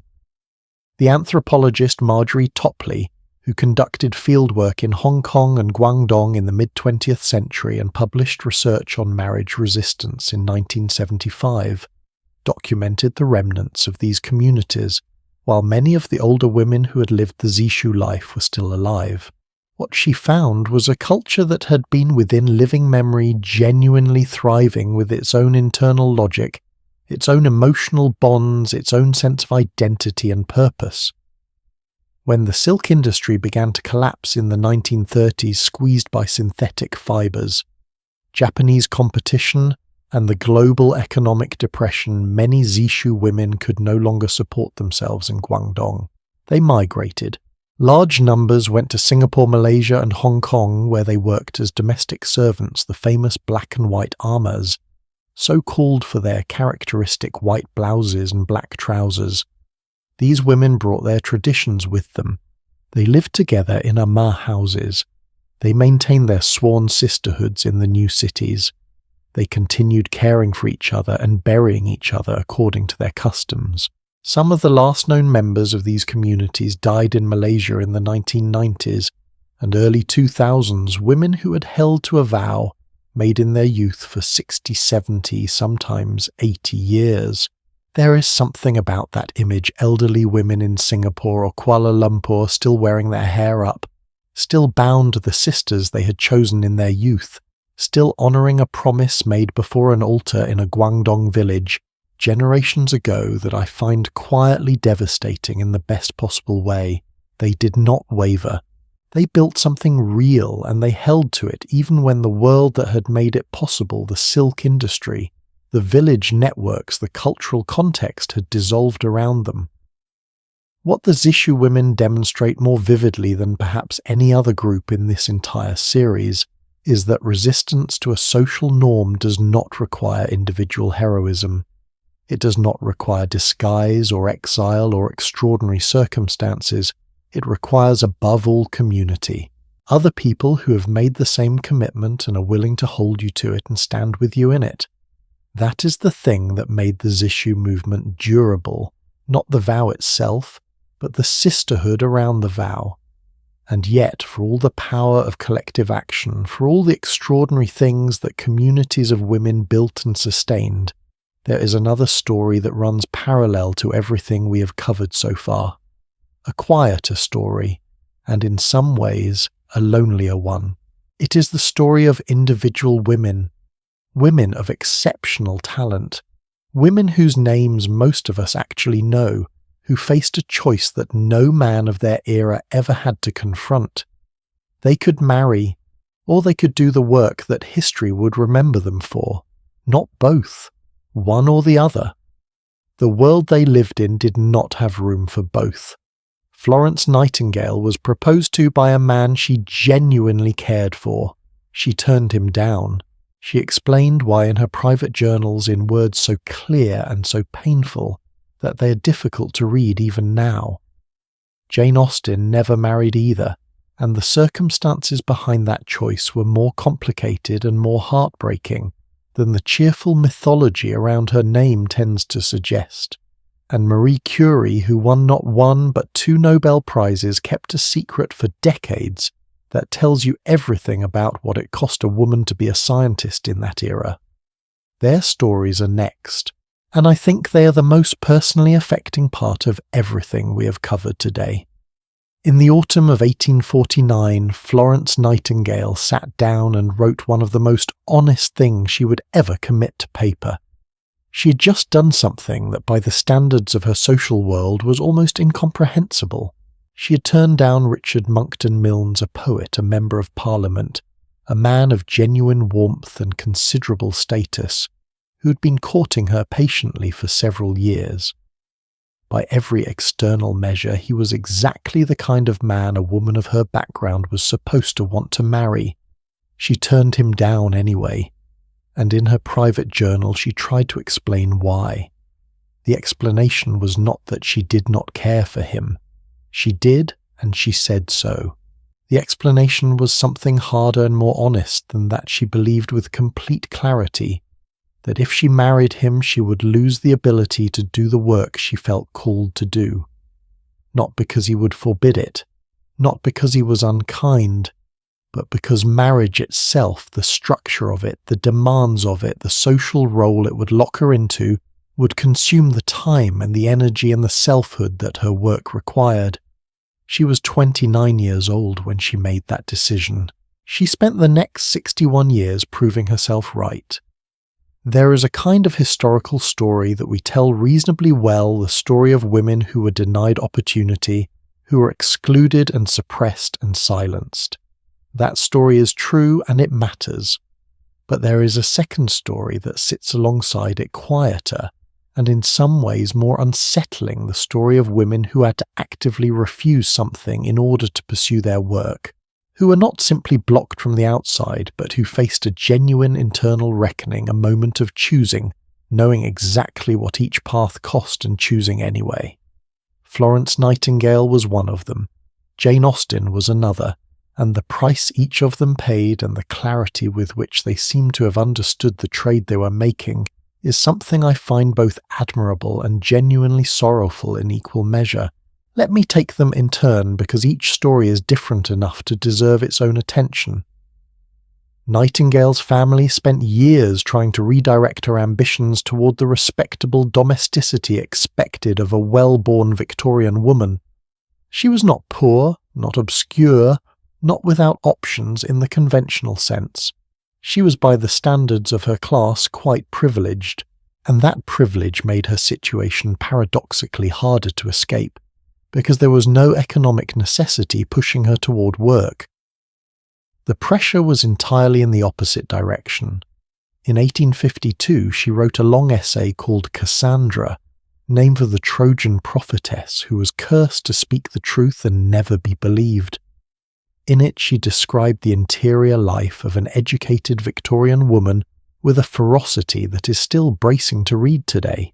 She wrote about the slow suffocation of being required to sit, to be decorative, to give your time and your attention to social obligations that serve no purpose except their own perpetuation.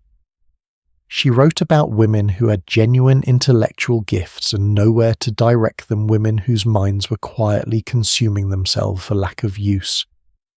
The essay was not published in her lifetime. Her family considered it too inflammatory.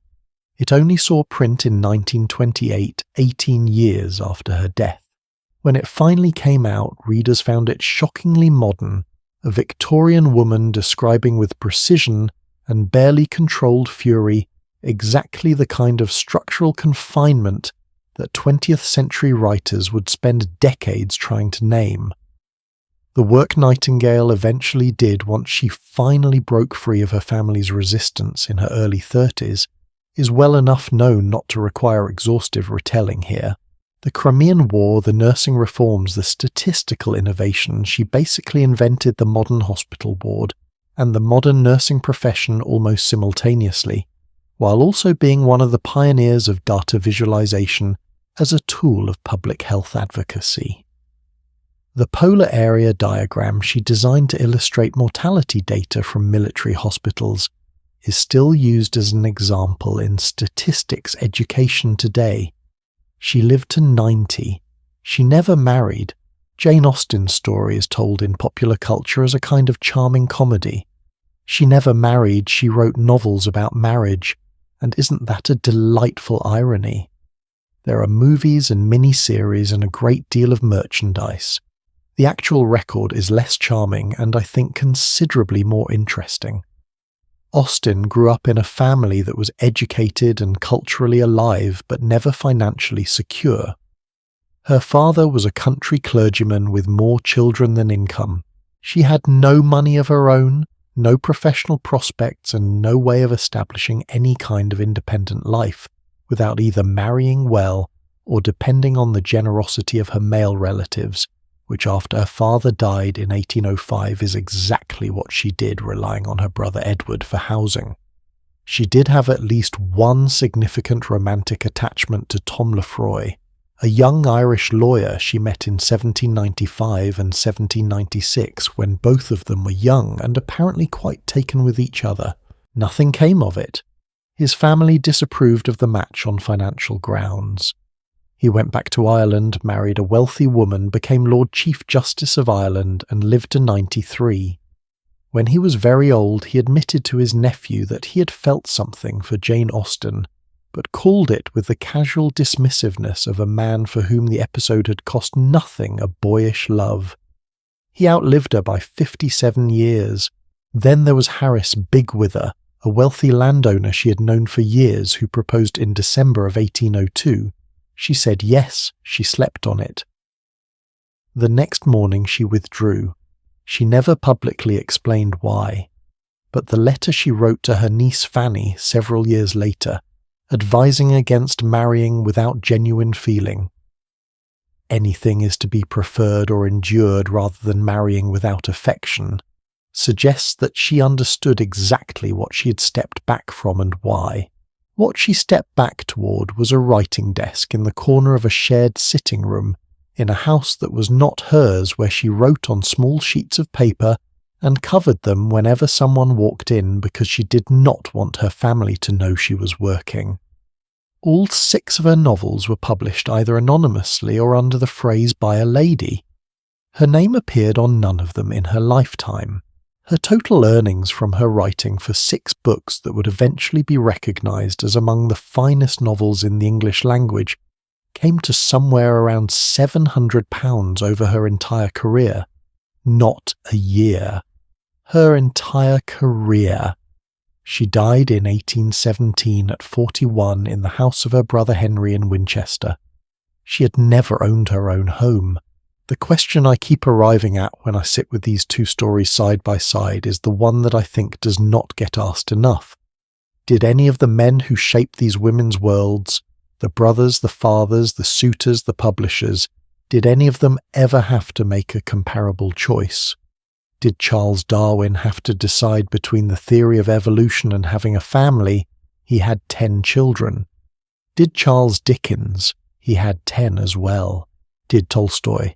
Did any of the towering male figures of the 19th century have to choose between the work that history would remember them for and a domestic life? They did not. The structure of their world made room for both. It served them dinner while they wrote it, raised their children while they travelled it, organised their households while they thought their thoughts. The women who produced great work in the same era did so despite all of that, or by opting out of it entirely. Marie Curie is often held up as the exception that disproves the rule. A woman who married, had children, and still won not one but two Nobel Prizes in physics in 1903, and in chemistry in 1911, the only person in history to achieve that particular distinction.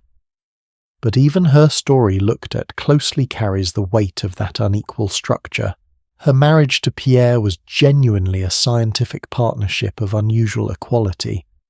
He believed in her work with absolute conviction, adjusted his own research to support hers, and shared credit publicly at a time when most men in his position would not have. When she won the Nobel Prize in 1903, he made clear to the committee that her contribution was at least equal to his own. Then Pierre died in 1906, struck by a horse-drawn wagon on a Paris street, and what followed tells you something true about what even the most exceptional woman faced. In 1911, two things happened simultaneously. She was nominated for the French Academy of Sciences and rejected by a vote of 58 to 55 specifically because she was a woman. And the French press published details of her private relationship with the physicist Paul Langevin, using it to mount a campaign against her character. The Nobel Committee wrote to suggest she might want to decline the prize she had just been awarded given the circumstances. Her reply was essentially, the Nobel Prize is awarded for scientific work. My scientific work is what it is. I will be there to accept it. She went to Stockholm. She gave her acceptance speech. She received the prize. She died in 1934 of illness caused by decades of radiation exposure from the work she had refused to stop doing. The notebooks she kept during her experiments are still radioactive. They are stored in lead-lined boxes at the Bibliothèque Nationale in France. Researchers who want to examine them must sign a liability waiver. Even her belongings, a century later, will not stop being what they were. I want to add one more name before we move on because I think she belongs in this conversation, even though she is often left out of it. Emily Dickinson, Amherst, Massachusetts. Born 1830, died 1886, she wrote somewhere close to 1,800 poems. 10 were published while she was alive. The rest were found after her death, bundled in handmade booklets in a wooden box in her bedroom by her sister Lavinia, who then spent years fighting to get them into print. Dickinson never married. She spent the last decades of her life rarely leaving her house. She corresponded with friends and editors by letter, passed flowers and poems through windows to neighbours, and wrote apparently compulsively in stolen moments, in the margins of the envelopes on whatever was at hand. She's now considered by a significant number of literary scholars the greatest lyric poet in American literary history. She did all of it in a bedroom. I do not want to end this part of the story on a note of pure sorrow, because I do not think that is the honest note. These women lived full lives, in many cases deeply satisfying ones. Nightingale had decades of extraordinary work. Austen had the novels. Dickinson had whatever it was that poured out of her in those 1,800 poems. What I want to name and to sit with is the cost, the specific structural, historically real cost that was placed on women of exceptional ability who lived in these centuries, not by malice in most cases, but by the unthinking logic of a world built around the assumption that women's primary role was domestic. The talent was always there, the conditions were not. And now we come to a moment in history when the conditions changed, not gradually, not organically, but with the sudden catastrophic rupture of a world war. A war that killed so many young men that an entire generation of women in Britain was left without the option of marriage, even if they had wanted it. 2 million women in the years after the First World War found themselves in a society that called them surplus. A word so cold it still makes me flinch, and had to figure out what to do with lives that had not gone according to any plan. What they did with those lives helped create the modern world. That story is just ahead. November 11th, 1918. The guns stopped. After 4 years of the most destructive war the world had ever seen, the armistice was signed, and the surviving soldiers of the British Empire began slowly to come home. There were celebrations in the streets. There were tears. There was an exhausted, fragile hope that something resembling normal life could be rebuilt from what was left. But there was also a silence in the numbers that nobody quite knew how to address. The census of 1921 found that the United Kingdom had approximately 19.8 million women and approximately 18.1 million men. That gap, nearly 1.7 million people, was not there by accident. It was the arithmetic of the trenches, of the Somme, where 19,240 British soldiers died in a single day. July 1st, 1916, still the bloodiest day in the history of the British Army. Of Passchendaele, of Gallipoli, of 100 smaller engagements that each took their own quiet toll. The young men of an entire generation were simply gone. Not all of them, but enough that the social mathematics of marriage, which had always assumed a rough balance between the sexes, no longer worked. The British press found a term for the women left behind. They called them the surplus 2 million. I want to pause on that phrase for a moment because it tells you something important about how society was choosing to frame what had happened. Not the generation that survived, not the women who carried on. Surplus, as in extra, unnecessary, more than the system requires. 2 million women described by their own newspapers as a problem of overabundance. What happened next was not what anyone expected. Least of all, I suspect, the women themselves. The crisis created by the war had done something quietly revolutionary. In the years before the armistice, it had pulled women into the workforce in numbers and in roles that had been previously unimaginable. With so many men gone, factories needed workers, government offices needed clerks, hospitals needed nurses, farms needed labourers. Women filled those roles. By 1918, somewhere around 800,000 British women had entered manufacturing alone, many of them making munitions which required a level of technical precision that women had been formally declared incapable of just a decade earlier. Then the war ended, and a great deal of social pressure was applied to push those women back out of the workforce and into domestic life. Some of them went, many of them did not. And the ones who did not, the ones who held on to their professional lives and built something from the rubble of the world they'd been handed, constitute one of the most consequential generations of women in modern British history. Vera Brittain was 20 years old when the war began. She had just been accepted to Somerville College at Oxford, one of a tiny number of women admitted at a time when Oxford was overwhelmingly male. She left her studies to volunteer as a nurse serving in London, Malta and France. Over the course of the war, she lost almost everyone. Roland Leighton, the young officer she'd planned to marry, was killed in December of 1915. He'd been wounded by barbed wire during a routine patrol, not even in combat technically. He died the day before he was supposed to come home on leave. Then her brother Edward, her closest male friend Victor Richardson, and another close friend, Geoffrey Thurlow, were all killed in the final years of the war. When it was over, Brittain went back to Oxford. She finished her degree. She became a writer and a pacifist and one of the most important public voices of her generation. Her memoir, published in 1933 entitled Testament of Youth, is still in print today. It is one of the essential documents of the First World War, not because it describes battles, but because it describes what the war took from the people who did not die in it. She did eventually marry in 1925 a man named George Catlin, but she was honest in her writing about what that marriage could and could not be. Rowland Layton remained in some deep interior sense the person she had been before all of it. She could not go back to that person. Nobody could. What she could do was work, so she worked.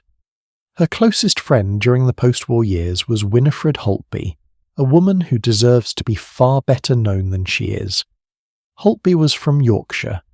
She had served in the Women's Army Auxiliary Corps during the war, and afterwards she and Britain lived together in London, sharing a flat and supporting each other's careers with a loyalty and practical solidarity that reads across the distance of a century as genuinely moving.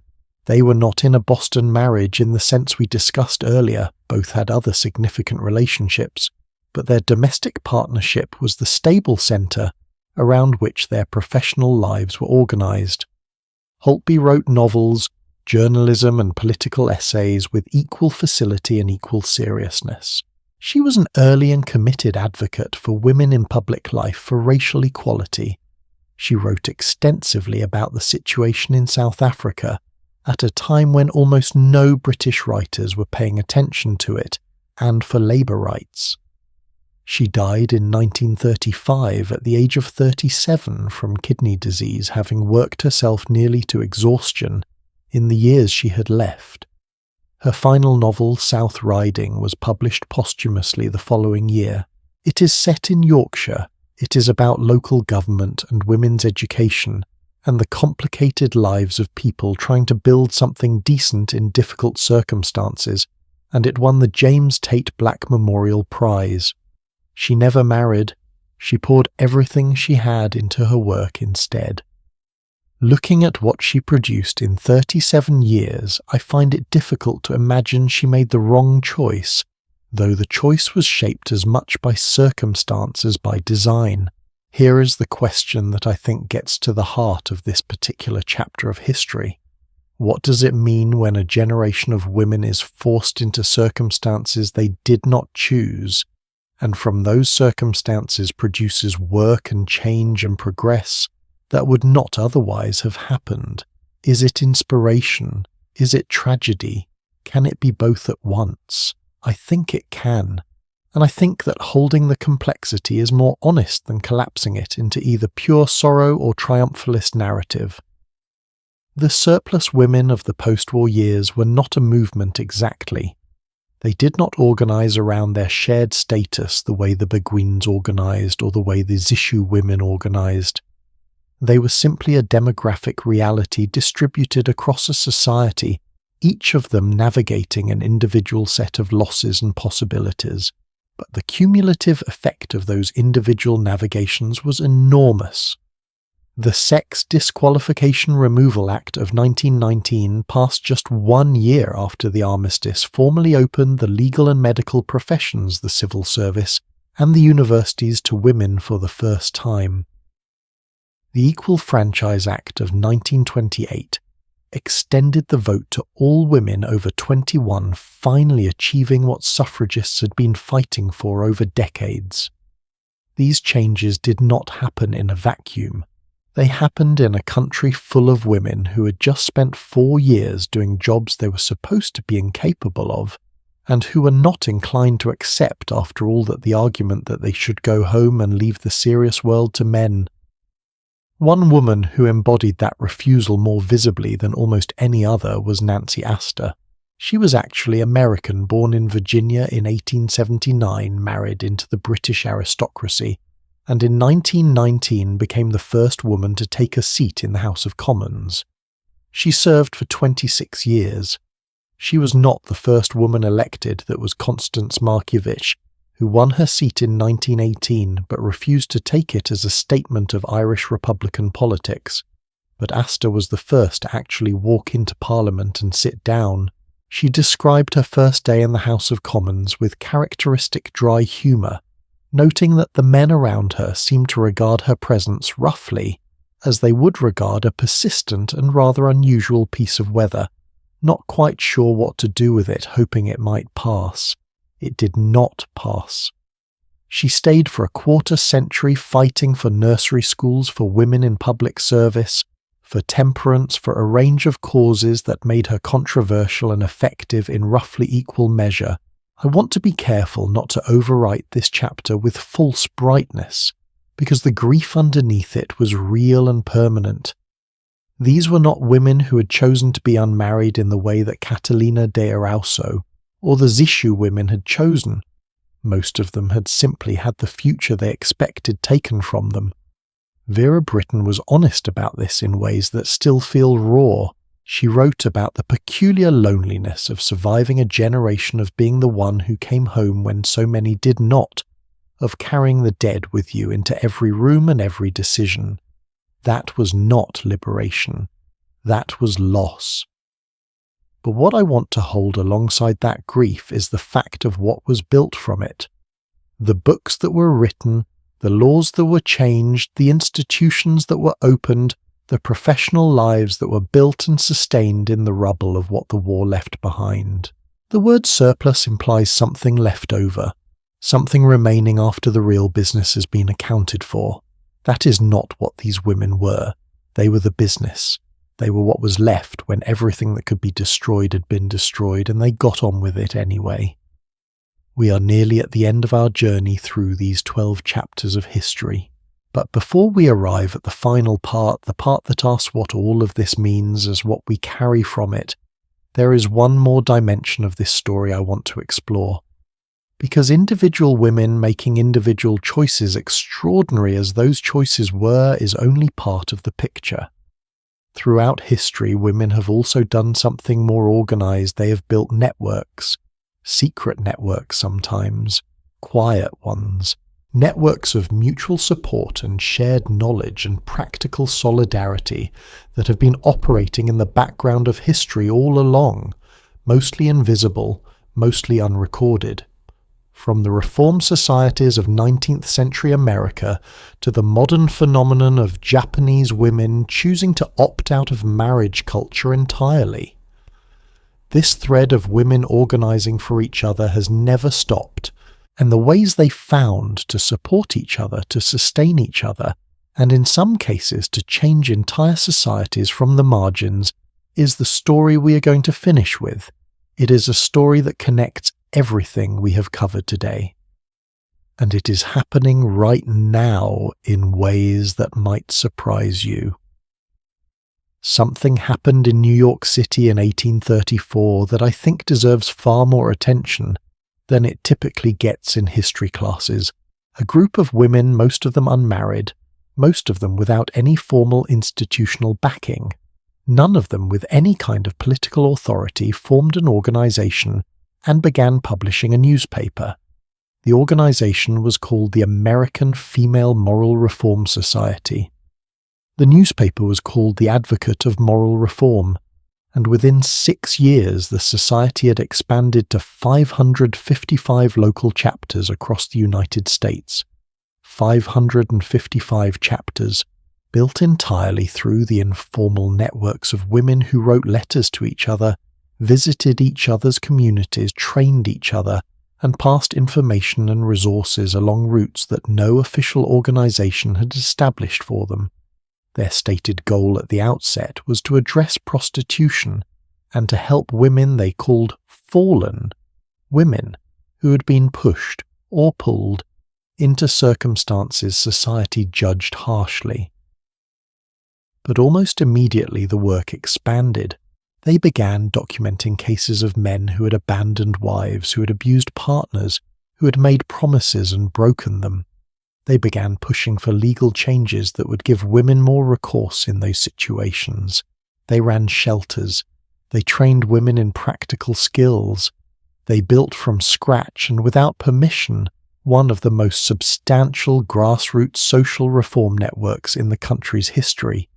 And almost none of the women running it were married, not because marriage was unavailable to them, but because the work as they understood it required the kind of total commitment that domestic life of that era made nearly impossible. What I find most striking about the American Female Moral Reform Society, and about the broader world of female networks that preceded and followed it, is how consistently it exhibits a pattern we've seen in different forms throughout this entire series.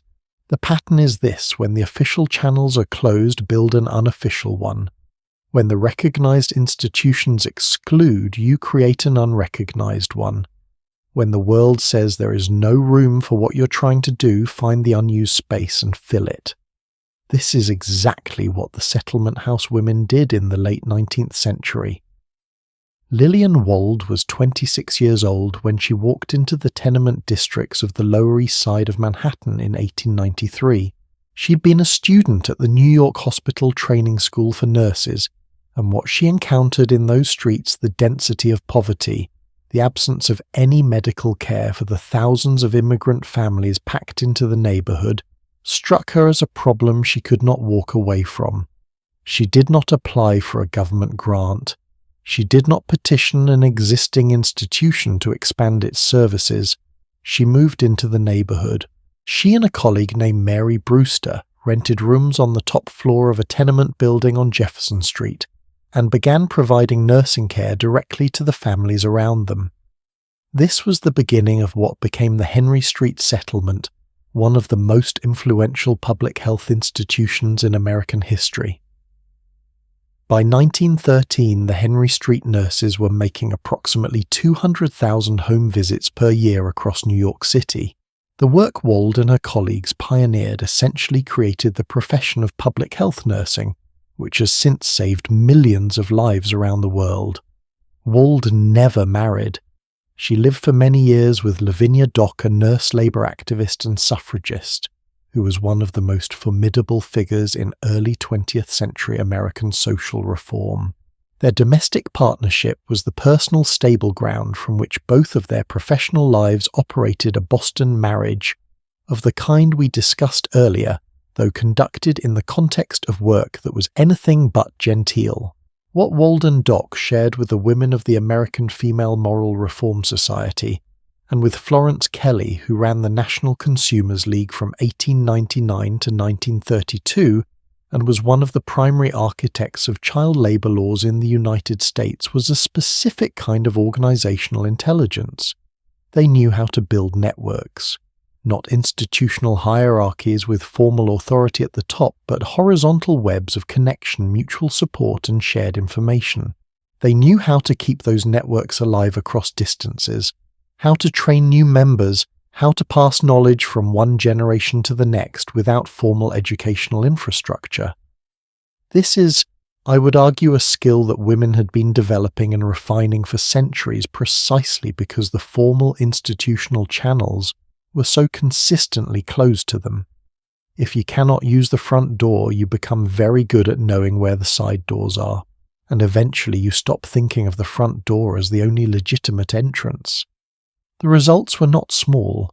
The settlement house movement contributed directly to the creation of the United States Children's Bureau in 1912, the first federal agency in American history dedicated to children's welfare. The labor reforms pushed by Kelley and her networks contributed to the foundational workplace protections that millions of Americans still benefit from today. The public health systems that Wald's work helped establish are part of the basic architecture of modern medicine. None of it came through official channels. All of it came through networks. Now here is the part of this story that I think will feel genuinely surprising, even if you have been listening carefully to everything we have covered today. This pattern did not stop in the past. It is not a historical artifact. It is happening right now. In South Korea beginning around 2015 and accelerating rapidly in the years since a movement has emerged among young women that echoes in its core logic everything from the zishu sworn sisterhoods to the American Female Moral Reform Society. It is called the 4B movement. The name comes from 4 Korean words, each beginning with the prefix B, which means no or without. Bihon, no marriage. Bichulsan, no childbirth. Bionai, no romantic relationships with men.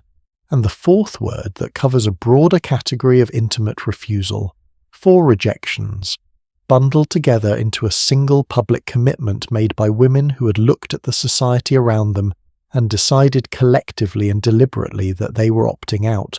The movement began gaining significant visibility. Following a specific event in May of 2016, a young woman was killed in a public bathroom near Gangnam Station in Seoul by a man who told police he had targeted her, specifically because he felt dismissed and looked down upon by women throughout his life.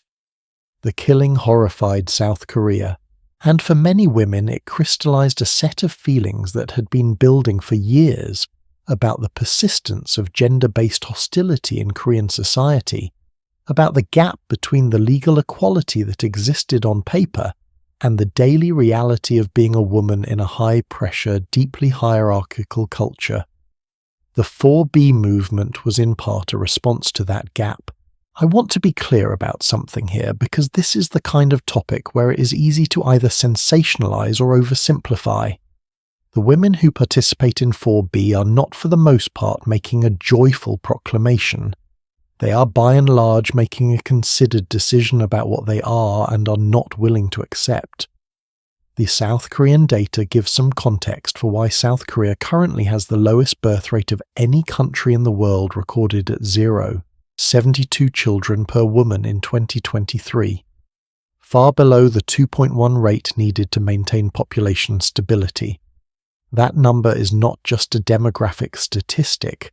It is in the most direct possible sense millions of individual women saying this is not a society I am willing to reproduce within, on the terms currently being offered. And that statement has deep roots, not in Korean culture specifically, but in the long human history we've been tracing throughout this entire series, the history of women who looked at the terms being offered and said, "No thank you." The history of women who built alternatives when the alternatives were not provided.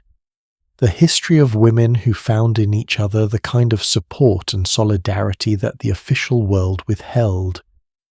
What is remarkable about the 4B movement is that it crossed an ocean. Following the American presidential election of November 2024, the movement began trending on American social media platforms. Young American women encountering the concept for the first time found in it a framework that resonated with their own experiences and frustrations. The conversation is still ongoing. Its ultimate shape and significance remain to be seen. But the pattern is unmistakable, and it is the same pattern we've been following since the beginning of this video across 800 years and 6 continents. What I want to draw out from all of this, from the American Female Moral Reform Society, to the Henry Street Settlement, to the National Consumers League, to the 4B movement, is something that I think gets missed when we tell the history of women's lives as a series of individual choices or individual achievements. The choices were rarely only individual. Behind almost every woman who built something lasting, a community, an institution, a body of work, a changed law, there was usually a network. A web of other women who shared resources, passed along information, offered practical help, provided emotional grounding and believed in what was being attempted. The beguines had their gupojai equivalents, their inter-community connections. The zishu women had their sworn sisterhoods. The Boston marriage women had their literary salons and reform circles. These surplus women of the post-war years had each other in the exact literal sense. They lived through the same catastrophe and carried each other through the aftermath. Solidarity, in other words, is not a modern concept. It is not something women discovered in the 20th century when they were formally allowed to organize. It is something they practiced quietly and persistently for as long as the historical record reaches, and probably much longer than that. We're very nearly at the end of this journey now. 12 chapters spanning from ancient Rome to the present day, from the Vestal Virgins to the 4B movement from Catalina de Rauso, escaping over a convent wall, to Marie Curie going to Stockholm in the middle of a scandal to collect her Nobel Prize. What does it all mean? What do we actually carry from it? What happened ultimately to the women who chose these lives? Were they happier? Were they more fulfilled? Did history treat them well or poorly? And what does all of this say to those of us living now in a world that has changed enormously, but perhaps less completely than we sometimes like to believe those questions are what the final chapter is for? And I have been thinking about how to answer them honestly, not cheerfully, not sentimentally, but honestly for a long time. I think you will find what I have to say more complicated and more true than a simple ending deserves. Let us finish this together. Were they happy? That is the question, isn't it? The one that has been hovering underneath everything we have covered today, under all the history and all the data and all the stories of women who refused, resisted, disguised, organized and built. The quiet, personal question that cuts through all of it. Were they actually happy? I have thought about this a great deal, and I want to give you the most honest answer I can because I think the honest answer is more interesting than either of the two easy versions. The easy version number one is yes, of course they were. They lived freely, they did extraordinary work, they built lasting things, they died fulfilled. Clean, inspiring, packaged for uplift. The easy version number two is no, of course not. They were lonely and isolated, they sacrificed too much, they lived in a world that misunderstood them, and their stories are ultimately tragedies dressed up as triumphs. The true version is neither of those. It is something more textured, more complicated, and I think more genuinely useful. The psychologist Bella DePaulo has spent much of her career studying single people, not as a problem to be solved, but as a population to be understood accurately. Her research gathered in her book Singled Out, published in 2006, found something that surprised a lot of people. The relationship between marital status and happiness is considerably weaker than popular belief assumes. What actually predicts well-being across a wide range of studies is not whether you are married, but the quality and depth of your social connections, your sense of purpose, your feeling of being known and valued by other people, your ability to do work that matters to you. Married people have one primary structure for achieving those things. Single people, historically and today, have had to build their own structures. But the structures, when built, well function. The beguines built theirs in walled courtyards in Belgium. The zishu women built theirs in Gupuzhai in Guangdong. Lillian Wald built hers in a tenement building on Jefferson Street in Manhattan. Emily Dickinson, in some ways the most isolated person we've discussed, built hers in 1800 poems and a correspondence with the outside world conducted entirely by letter from a bedroom in Amherst. Were all of these lives happy in every moment by every measure? Certainly not. Loneliness was real for some of them. Loss was real for nearly all of them. Vera Brittain carried the weight of an entire generation's grief for the rest of her life. Florence Nightingale had periods of profound depression. The last members of the Zishu community in Malaysia, growing old in a world that had moved on without them, were by some accounts quite lonely. But here is the distinction that I think matters. Loneliness and regret are not the same thing. I want to name one of the most common mistakes I think we make when we look back at these women's lives because it does a disservice to them and to the history they represent. We tend to ask the wrong question. We ask, were they happy, as if happiness is a binary state that a life either achieves or fails to achieve. As if you can grade a human existence the way you grade an exam. The better question, the one that actually honors what these women did, is did they live in a way that was true to themselves? And on that question, the historical record is remarkably consistent. The vestals who refused to marry after their 30 years of service were over despite having full legal permission to do so were not confused. They were not making the choice by default or by inertia. They were making it because they knew from direct experience what independence felt like, and they chose to keep it.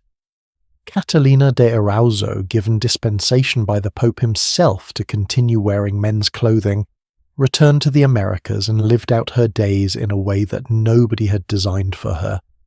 Not as a nun, not as a wife, not as a respectable member of any recognized category, just as herself. That strikes me as a particular kind of success that has nothing to do with happiness as a checklist. Catherine Lee Bates, who wrote America the Beautiful from a summit in Colorado, and spent 25 years building a life with Catherine Coleman, published a book of grief poems after Coleman's death that stands among the finest elegies in American literature. She was devastated. She was also by every available account grateful for what she'd been given and clear-eyed about having chosen it. There is something I have not said directly yet in all of our time together, and I want to say it now clearly because I think it is the most important thing. None of the women in these stories were arguing that marriage is bad. None of them. Not one. The beguines were not anti-marriage. Many of their own sisters and mothers were married. The zishu women were not anti-marriage. They simply did not want it for themselves. Florence Nightingale did not write her essay Cassandra to condemn marriage. She wrote it to condemn the absence of choice.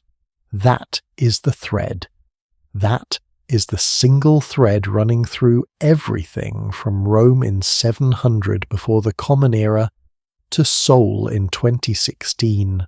Not marriage is wrong, but forced marriage is the only option. Marriage is the container that defines the totality of a woman's existence that is the problem. When marriage is a genuine choice freely made with real alternatives available, it can be wonderful. When it is the only door a woman is allowed to walk through, it becomes something else entirely. The women in these stories were not heroes because they were unmarried. They were remarkable because they insisted on choosing.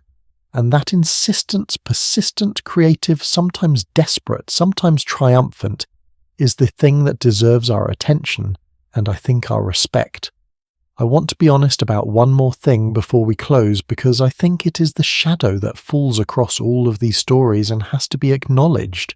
For every Catalina de Erauso who escaped over a convent wall and crossed an ocean, and somehow survived, there were hundreds, possibly thousands of women with the same drive and the same hunger for a different life, who did not have a particular combination of nerve and circumstance and luck. For every Emily Dickinson whose work was found in a box, there were women whose boxes were thrown away, whose manuscripts were burned, whose letters were lost, whose names we will never know. The historical record we have is by definition the record of the ones who made it through, the ones who found a way or who had someone find a way for them. What we are missing, what we will always be missing, is the count of everything that did not survive. The talents extinguished, the lives unlived, the things that were never written down because no one thought they needed saving. That loss is real. It is enormous, and I think it is worth sitting with for a moment, not as a reason for despair, but as a reason to take seriously the conditions that determine which lives get to happen.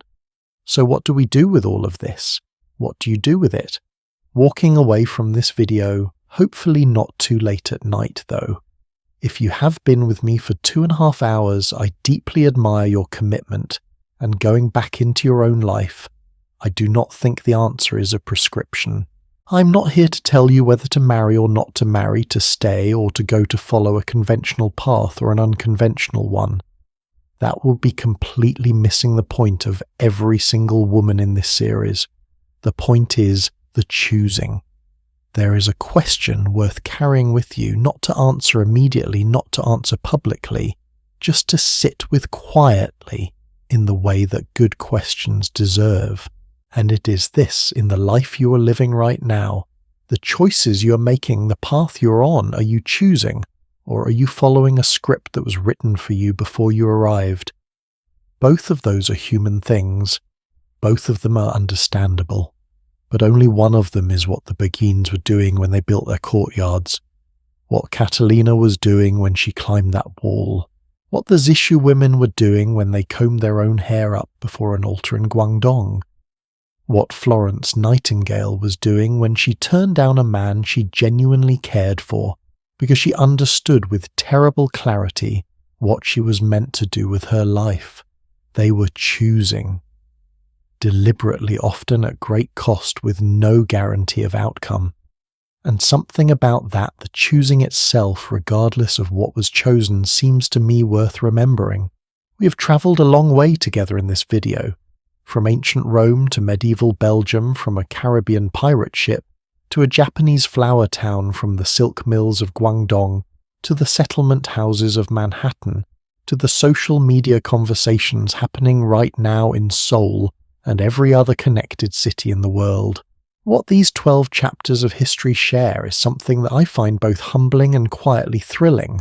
The proof that the desire for a self-determined life is not a modern invention.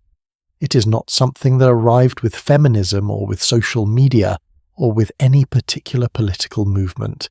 It is as old as people are. It has always been there. It has always found a way. If you have spent time with this story today and found something in it that resonated, a woman who surprised you, a chapter of history you had never heard, a question you are still turning over, I would genuinely love to know. Leave a comment below. Tell me which part of this journey stayed with you longest. I read everything, and these conversations are part of why I make this kind of content. If you found this valuable, sharing it with someone you think would appreciate. It is the best way to make sure more stories like this reach the people who need them.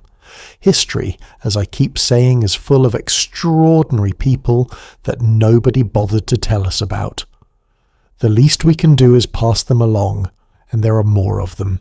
Many more.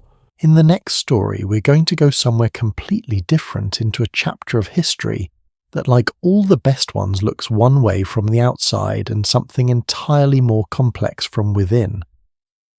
I think you will find it as surprising and as human as everything we covered today.